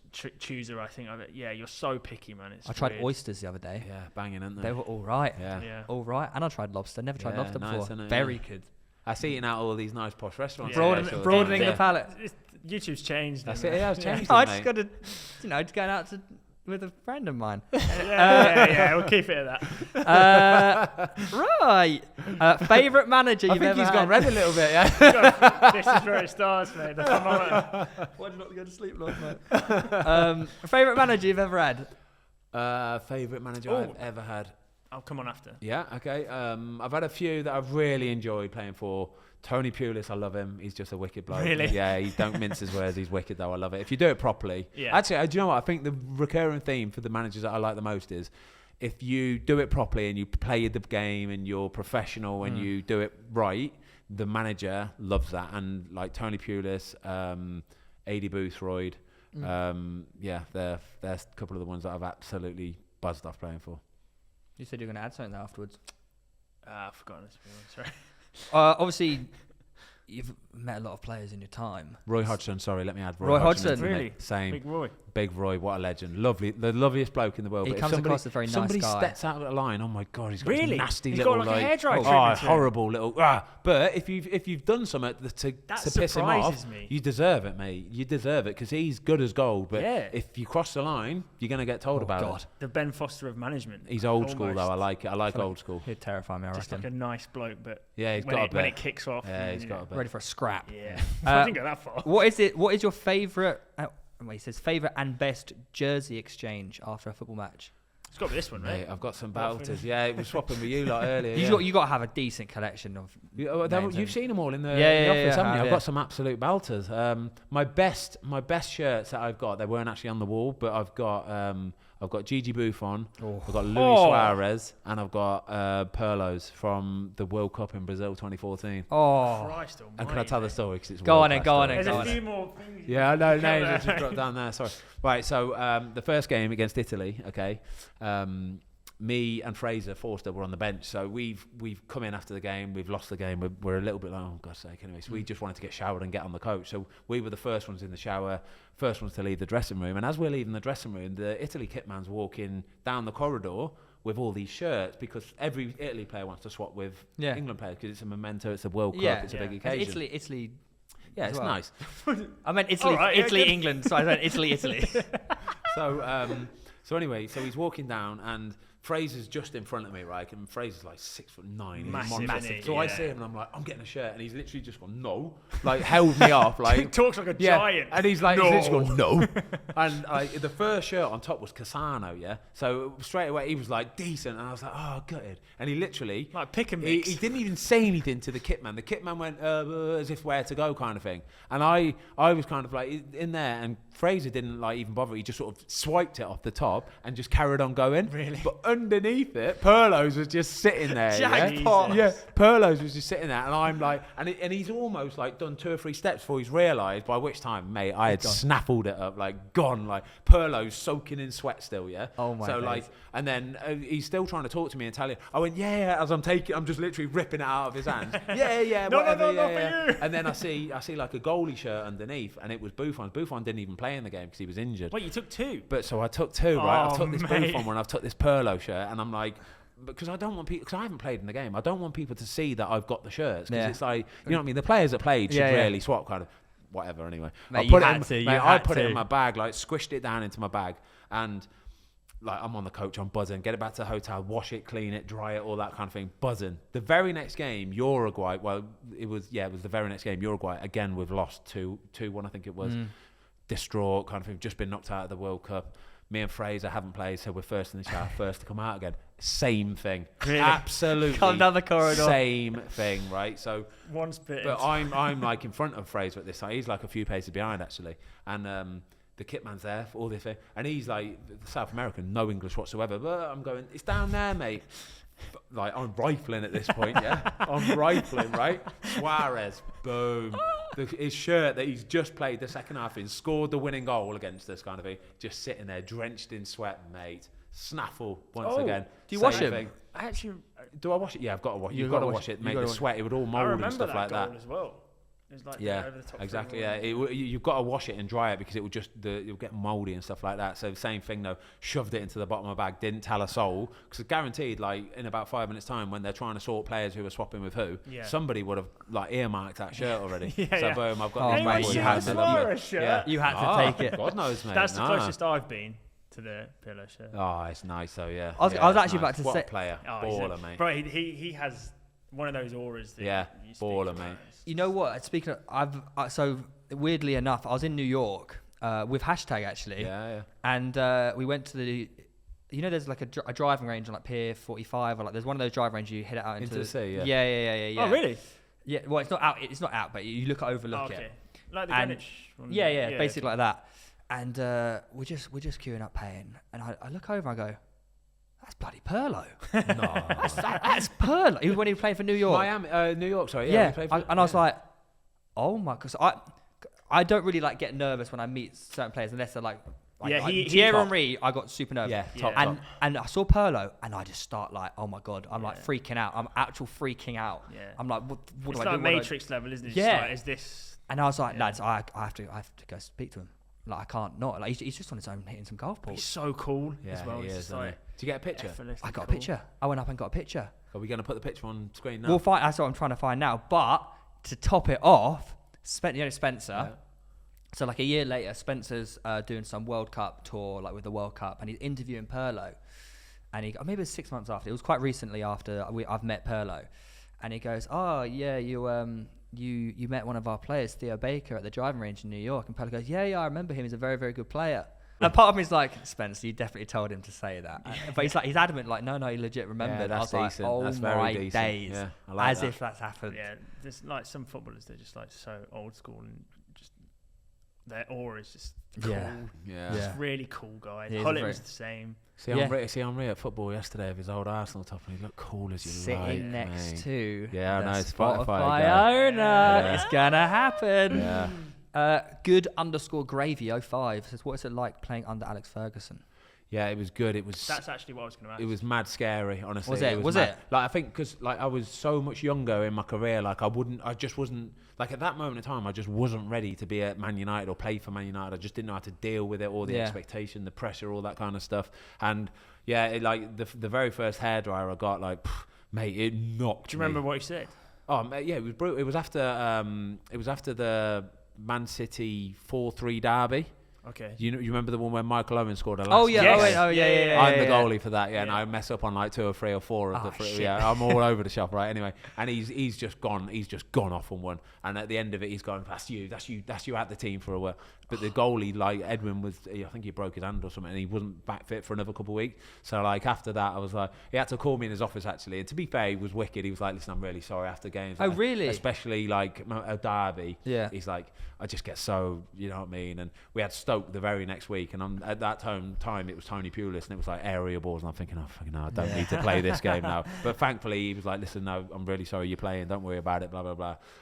Which kind of put me at ease a little bit, to be fair. And I think we went and won 1-0 or 2-0 or whatever anyway. So no, it was brutal though, mate. He does when he goes. I never would have thought he would have like not taken back his outburst, but like sort of apologise. Yeah. I wouldn't say he apologised. That's why he's seen as like a bit of a father figure to footballers as well, isn't he? Yeah. He's like firm but fair. He made me leave that room feeling a million, though. I know that anyway. Yeah. Which is, again, no matter how you do it, whichever way you do it, he's obviously very good at doing that. Yeah. And that's well, that actually sort of leads on to the next one. He comes in from Ollie, 28. Do you get nervous before games still because of the pressure of winning for the clubs and fans? No, not anymore. No, I don't, because I just know I'm doing my best I can. And that's all I care about. As long as I've done the best I can, I've trained hard all week, I've done it properly, I've prepared properly. Like I say, I looked at all the little details, the little penalties, free kicks, set pieces, who I'm coming up against, what they might possibly do. As long as I've ticked all them boxes, when the game kicks off, I just let it take care of itself. It's autopilot. Like they say, the game's the easy bit for goalkeepers. Yeah. And I've learned, like, it's just an experience thing for sure, but the more you do it, the more you play, the more you get used to where you are. And like I say, I'm not trying to make it, even if I cock up the worst cock up you've ever seen, it is what it is. Yeah. It is what it is. Do you know hashtag Jacko? Yeah. So he's I don't know him, but yeah, I know he is. He's actually just he's sent a sicko. He's an animal. He sent me a message. He goes, when's he coming for my shirt, the rat? There you go. See, I said this a while ago. Right? Hashtag so transfer. I said like, yeah, I'm definitely going to come and play for it. And straight away he was like, hang on a minute, I'm a goalie. What you on about? Like, do you reckon you'd have him? No chance, man. I'm a lover anyway, mate. I ain't a fighter. But that's another example. He's 41. Yeah, doing 42. it still. And keepers are immune, mate. Yeah, they don't mate, age. keep going. I don't know how. Do some predictions? I'm 25. I'll go on the bench for him for a bit. That'll be banter. Oh, we could do like a proper vlog where like Spencer's name in the team and I'm sitting there buzzing and then he goes Jacko in goal and I'm going fuck off. That's a good one. Go one last one from Clark sure. _Toby. I didn't know we were doing the names, but they're gonna love that. It's nice, yeah. You got to name the name. Clark, then they might Toby. get a Well, few you more missed the followers. first three then. If you're going to go back and do them. Okay. Ollie got a mention. Didn't Yeah, I he? got Ollie 28. What's I'm not 28. the worst injury you've ever seen or had? Ooh. The worst injury I've ever seen in football was probably it was a few years ago. Solomon Rondon on Seamus Coleman away at Everton. Ooh. He did that one of those double fracture things, and it was a complete accident. I mean, complete friggin' accident kind of thing. Solomon. They play together. Yeah, Solomon's a gentle giant. Honestly, he's a sicko on the pitch. But he would never ever try and go and hurt somebody properly like that. And it was just how it was, how he landed, how he fell, and like it was horrible. And straight away it was one of those where even though I'm a fair bit away from it, I've gone up and I don't want to see, but it's like, you know what I mean, I can see a bit of something. Yeah. It just weren't nice, and the way the lads' reactions as well, it was absolutely horrible. I suppose as a footballer you never really like want to look at that. Yeah, you don't. And like, to be fair, like it was what it was, and even Seamus Coleman was like, listen, it's an accident, it's complete, it is one of those sort of things. Yeah, legs fine. falling off. How's it feeling? I'm fine. Gonna make banging How content. does it look? No, really good, mate. Really good. I think that's the worst one I've seen. The worst one I've had was it's a bone in your foot. It's called the navicular bone. It's like a big weight bearing bone. And I broke that before. I did it. It was funny enough I say that. Actually, I was away at Everton, and it was the second game of the season. I've gone to run. That's all I've done. Nobody near me. Yeah. I've gone to run to the edge of my box to get a ball through. And as I've pushed off, I just felt a click. Oh. I was like, what on earth is that? Yeah. So anyway, I get the ball. I stood there, and I remember just trying to put some weight from my foot, thinking, what on earth is that? And then within seconds, I had to just go, nah, I can't. I remember chucking the ball out, sat down. And then they tried to get me back on my feet. Mate, there was I couldn't even put an ounce of pressure through it. And basically what it's done is the navicular bone is broken in half, clean break. Oh. But because it's such a weight... Sorry. Because it's such a weight-bearing bone, it's essential that it heals. It has to heal or else you're buggered. So they have to put a pin through it. Oh. But for 2 months, you can't weight bear at all. So like say I'm sat here now, I can't just like rest my foot on the floor. Oh, I have it in a boot. It's in a full plaster cast. Really? Full plaster cast. So you have to if you're sitting down, you can't sit down. You have to sort of sit down. Yeah. So if you're sitting down having dinner, I have to have a chair there. And it's sitting on a cushion there, resting. That's such a ball ache. Because you can't have it down there or anything like that. Really, and it was 2 months, and mate, your leg at the end of it, your quads, your hammies, it's just like a chicken leg. It's horrible. Yeah. So the recovery's an absolute nightmare. But 2 months on crutches was just miserable. It's honestly, awful, isn't it? Miserable. Some of the worst injuries you get are like just like out of nowhere. I tore my sartorius once by turning. That's what I'm saying. Yeah. I know. Because at least like with leg breaks, you put in a cast in. Mate, leg breaks nowadays aren't even that bad. Yeah. Honestly, leg breaks aren't bad. You know, you can get back from a leg break in 4 weeks. Yeah. And they're pretty straight, unless you do a bad one. Like, they're fairly straightforward, to be fair. It's actually probably more beneficial to snap it clean. Break it, I know. Because like comes back stronger. It does heal back stronger. The scar tissue and the bone form around it. I was out for a year with my knee injury. But like that was all ligaments and but that's what I'm saying. Ligaments and tendons. No, probably ligaments are are horrible. I think crutches 3 months. I think. Yeah. Went to Zante the day after I did it. Oof. Great decision. Bad mistake. I'd say that probably added to it, mate. And our first night I go out without my crutches. Just drunk off your head. It's not actually that bad, you know, boys. Honestly, I think that's what put me out for the year. Was it massive, swollen like you wouldn't believe? Oh, it's outrageous. I don't know how I walked with it. Big mistake. Yeah. But we learned from that. Yeah. Right, predictions. Yeah, absolutely. There is a lot of games. Just to let you know, unless you plan on coming back every episode, we probably won't be able to run through your predictions because it would just be me and Theo. Like what Chris, do you mean? I think. Well, you're not going to be on our next episode, are you? So we can't be like, oh Ben, this is what you got for. Oh yeah, last okay. week. We don't know what Chris got, to be honest. Yeah, like. Chris definitely didn't beat us. So No way. So it's just you two doing predictions. No, all you're three of us. involved as well, but Yeah. we just can't run through it with you after. Sweet. We'll send you a text or But something. I know, but Palace Brighton decides if I beat him or not. Okay. Early kickoff, United Everton At United. at United. At Old Trafford.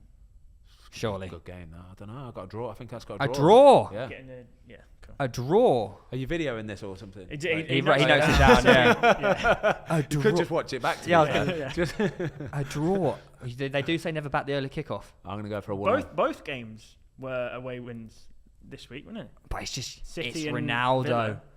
at We Old said- Trafford. We said that last time against Villa and they lost 1-0. So Well, Bruno missed a pen. Do you just do the team that's winning? You don't try and put a score in there? No, Just for a little bit of fun. It doesn't matter, but let's say a score. should we do that? Yeah. oh, all I'm right. going to More 2-0 work for you, 2-0 Jamie. United. Okay. 3-1 United. Wow. It's always quite a high scoring game. Well, the early. United Everton. No, United Everton. Oh. They're both quite attacking sides, really. All right, 1-0. All right, the 3 o'clock. Really? 1-1. We're gonna get I'm not allowed to scored. do the Watford one, by the way. We're I can't do get the scored Watford here. one. That's fine. Yeah. That'll be us. Burnley Norwich. Burnley. No. God, what? Oh, God, what a game! Burnley Norwich. Yeah. Tuning in. You can't tune in for a 3 I o'clock actually, kickoff. I think Norwich could get their first. Mate, they're the first worst result team in here? the league. Yeah, but Burnley. I reckon 1-0 Norwich. Low scoring. Burnley all day long. Burnley. Burnley will bully Newcastle. It's not even Norwich. Newcastle. Norwich. Norwich, that's Norwich. what I think Burnley. It's good job we Yeah. But Like Just as make your own games as a at least. team, like so. This, do you know how football? Like how? So for me at Watford, for example, they're the results. You're the fixtures. Sorry, you just want the underdog to lose.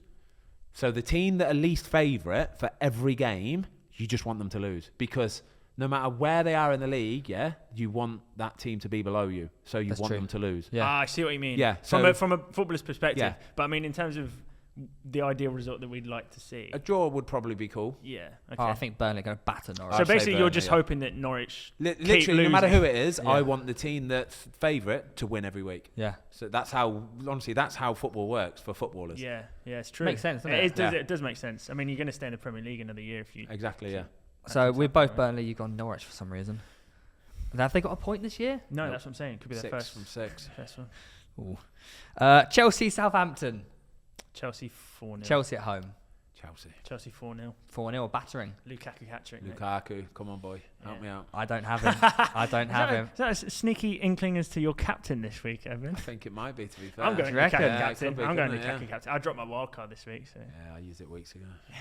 I'm saving my wild card, and that is why I was staying at number 1 in the league. Getting too egotistical about it. So we've gone Chelsea. We've gone Chelsea realistically. Chelsea, yeah. So me and you, Leeds, Watford. Watford are At away. Leeds, Ellen Road, 1-1 draw. A draw. Yeah. You know what? You ain't going to sugarcoat it, lads, all right? Just say it how it is, okay? Leeds weren't a championship team too long ago. You still. There's a lot of talk about second I want season, an Ishmael second Assar season goal, thing, mate. isn't there? I want an Ishmael Assar goal. Mate, I to be honest, I've got Rafinha in my team, so I have to back a hat trick from Rafinha. What does that mean? Then? I've got Rafinha in my team as well. I've got Sarah Rafinha, so I'm going to go draw. So you go for a draw, and then they both score. Yeah, but Leeds have barely any starting centre backs, so that's. And my Bamford's logic. still injured. Yeah. Is he? He's still injured. Interesting. I'll go with draw. I'll go with draw. Does that make you? I'll go with oh, draw. No, I can't even ask that. Can I? I can't help you. Yeah. Wolves, Newcastle. Oh. Wolves. I said Molyneux. Willock versus Jimenez. 2-0 Wolves. 2-0 Wolves. Yeah. I'm gonna go with draw. Okay. Wolves are only second. Wolves are second for shots conceded this year, aren't they? You Behind and Man City. you and your stats. quite Wolves, when we played Wolves 2 weeks ago, very good. Yeah, they're solid. Very, very good. Yeah, Liga's Very good. good. I was speaking to... Well drilled again. Another very side well there. drilled. Yeah. They've got some ballers as well. I Yeah. was speaking to John Ruddy after the game, their second choice goalie, and he said basically we've battered everyone we've played this year. We just can't put the ball in the back. Yeah, of the net. that's it. Their first 3 games when they lost 1-0, they were better than United. Yeah, really? Tottenham. They played Tottenham. Better than lost. Tottenham. He said they've been incredible. They just haven't. All they're doing now is they're going full Graham Potter, mate. They're just cashing in on the XG that they should have had. Well, Jimenez's goal at the weekend was unbelievable. I haven't seen it yet. Mate, I just know Goalie got an assist. Mate, what a goal! I love Came that. away with 14 points. Triple captain that. 3 saves. Heavy return. 3 bonus assists. Boom. Jose Sarr, mate. Wolves. Yeah. And I've gone for a draw. That's outrageous, mate. Well, I'm top of the FPL for a reason, mate. Brighton, Arsenal. 0-0, I think. Oh, shut up. I'm being realistic. Brighton are our bogey team, mate. I can't remember a good result we've had against Arsenal Brighton. we're back. We're ready to batter teams. I think 2-0 Arsenal. 2 clean sheets. Draw. Yeah. Brighton are a good team, mate. They are, honestly, mate. They're Brighton going are to a be good top team. of the league. You can't just write them off at the Amex. Nah, they're a good team, mate. We are the Arsenal, and we now batter every team that we play. I'm going Arsenal. I like the thinking, but I feel like Brighton are very solid this year. Palace, Leicester. This You is know what, tough, Leicester mate. away, Leicester but I are fancy stinking Leicester. at the moment, man. Vardy's coming into Palace form. aren't bad at home. They beat Under Tottenham the at home, era didn't as they? well. Pretty solid. Big Patrick. I'm going Leicester. Harvey Barnes, equaliser. 1-1 draw. Yeah. Yeah, I'm thinking. I'm going to go Leicester. I'll go a sneaky 2-1 win for Leicester. Sneaky 2-1 win for Leicester. Are these all getting written down? Jamie, you are magic, mate. Spurs Villa. You know what? Tough game. It's at White Hart Lane though. And Yeah. Spurs are pretty good at home. They're not, mate. All right. Well, Spurs are rubbish. are they? Stinky club. What about at home? Awful. Right. Well, you clearly don't watch any football. Top of the FPL. I'm going to go Villa win, away win. No. Draw. 1-1. Sorry, we're doing scores as well. I feel 1-1. like I'm just saying draws all the time, but I Yeah. think it'll be a draw. Another draw. Yeah. West Ham, Brentford. Brentford have been very good. Very good. West Ham though. Is London that- Stadium. is that- I think West Ham 2-1. I mean, Close though. Brentford are very good. I mean, I got triple West Ham, so I got to back them. I'm going to go draw. Another draw. Another draw. Brentford a good team. They're very good. They are good. And the big daddy, Sunday evening, Liverpool, Man City. Oh, is that oh my god. 4:30 Sky Sports. Oh, golden. Yeah. Man City. I- 3-1. I'm going for a 1-1 draw. Okay. I feel like these. I remember last year, like all the big hitter games were like a really low, like 0-0s every time. No, I don't think Liverpool. I don't think that's necessarily I'm going true. Liverpool. So Man City, Liverpool draw. Yeah. Yeah. Controversial. That's what we should have. They're the Controversial. scorelines we should have had. Right. Well, let's see. Next week we're going to see if we look like idiots. I bet or he not. wins again. I bet we get another guest on Well, and they win hopefully, again. hopefully it all comes down to that Sunday night 4:30 kickoff because then we're all drawing. It's true. Level points. One of us has That's to why win. this week's all right for us because at least we've picked different teams, so we know potentially someone's going to win. If it's a draw, If Palace win tonight, I win, and if Other way if round. Brighton win tonight, Yeah. I win. If Palace win, you win. this week's, yeah. This week's, yeah.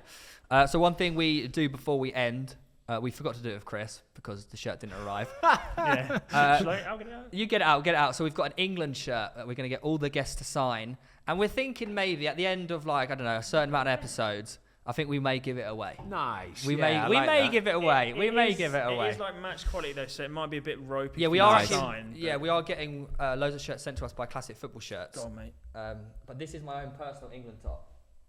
So graffiti it all you want. What? Oh, this is a guy that's used to signing football shirts, mate. That was far Mate, too easy. I've had to like colour it in and you like guys redo Just it. sort Bro, of glide these are over the like, you top. like children's signatures, Yeah. and Ben's just like Just nice glide over the But top. that's what real you do. calligraphy right We'll there. get- It just looks like There you go. We've got 3 on there at the moment, and we'll get Chris to sign it. Yeah. This week I'll go around here or something. But I think potentially with that signing, it probably wraps up the podcast. So don't forget to follow us on TikTok, Instagram, Spotify, Apple Podcasts, Everywhere, mate. Twitter. We're pretty much everywhere. Check out Ben's channel and your podcast as well, Yes. mate. I was Yeah, listening to the Gary absolutely. Lewin one on the bike ride. Interesting, isn't Yeah, it? yeah, it was Amazing. I know, Really really good. interesting. Yeah. It was interesting as well. You mentioned that. Well, he mentioned that all the commentators knew his name, so he's got that head start. And I was like, that makes so much sense. Like Gary Lewin is like one of the only physios I actually know. I know. And obviously Colin, his son. Colin, yeah. Yeah. Brother. Was it brother? Brother. No way. Yes. No, it's not. No, who's his son then? John. No way, Collins. I don't know who it's John. Mate, I just made a name. It's not John. Collins, It's not no, John. is his Might have been son. John. No, it's his But brother. the age difference is massive. No, it's not. It's You've got really 6 old years. I brothers. had an Arsenal poster from like 2006-07, and both of them were in the photo, and I was adamant, brother, son, dad. You've convinced yourself since early that they are Yeah. just like parents. But in the photo, that's That's crazy. But yeah, honestly, Cycling GK, Fozcast, we'll leave them all down in the description if you're on YouTube. Of course. Honestly, thank you so much, mate. It's been a real pleasure. Honestly, Pleasure, mate. that was lovely. That. You're more than welcome to come back I anytime. will do. Honestly, that was lovely. It was just like sitting and talking with your mates for an hour and a half. It's sweet as a nut, isn't That's it? nice. Live stream's coming soon as well, by the way. Yeah, it's true. Keep All right. an eye out. All right. Peace. Bye. Get involved in the quiz as well, actually. We forgot to mention that. Yeah, down below. Don't cheat. Don't skip. Yeah, and no see, Googling. No Googling. Ben Yeah. will come after you. All right. See ya.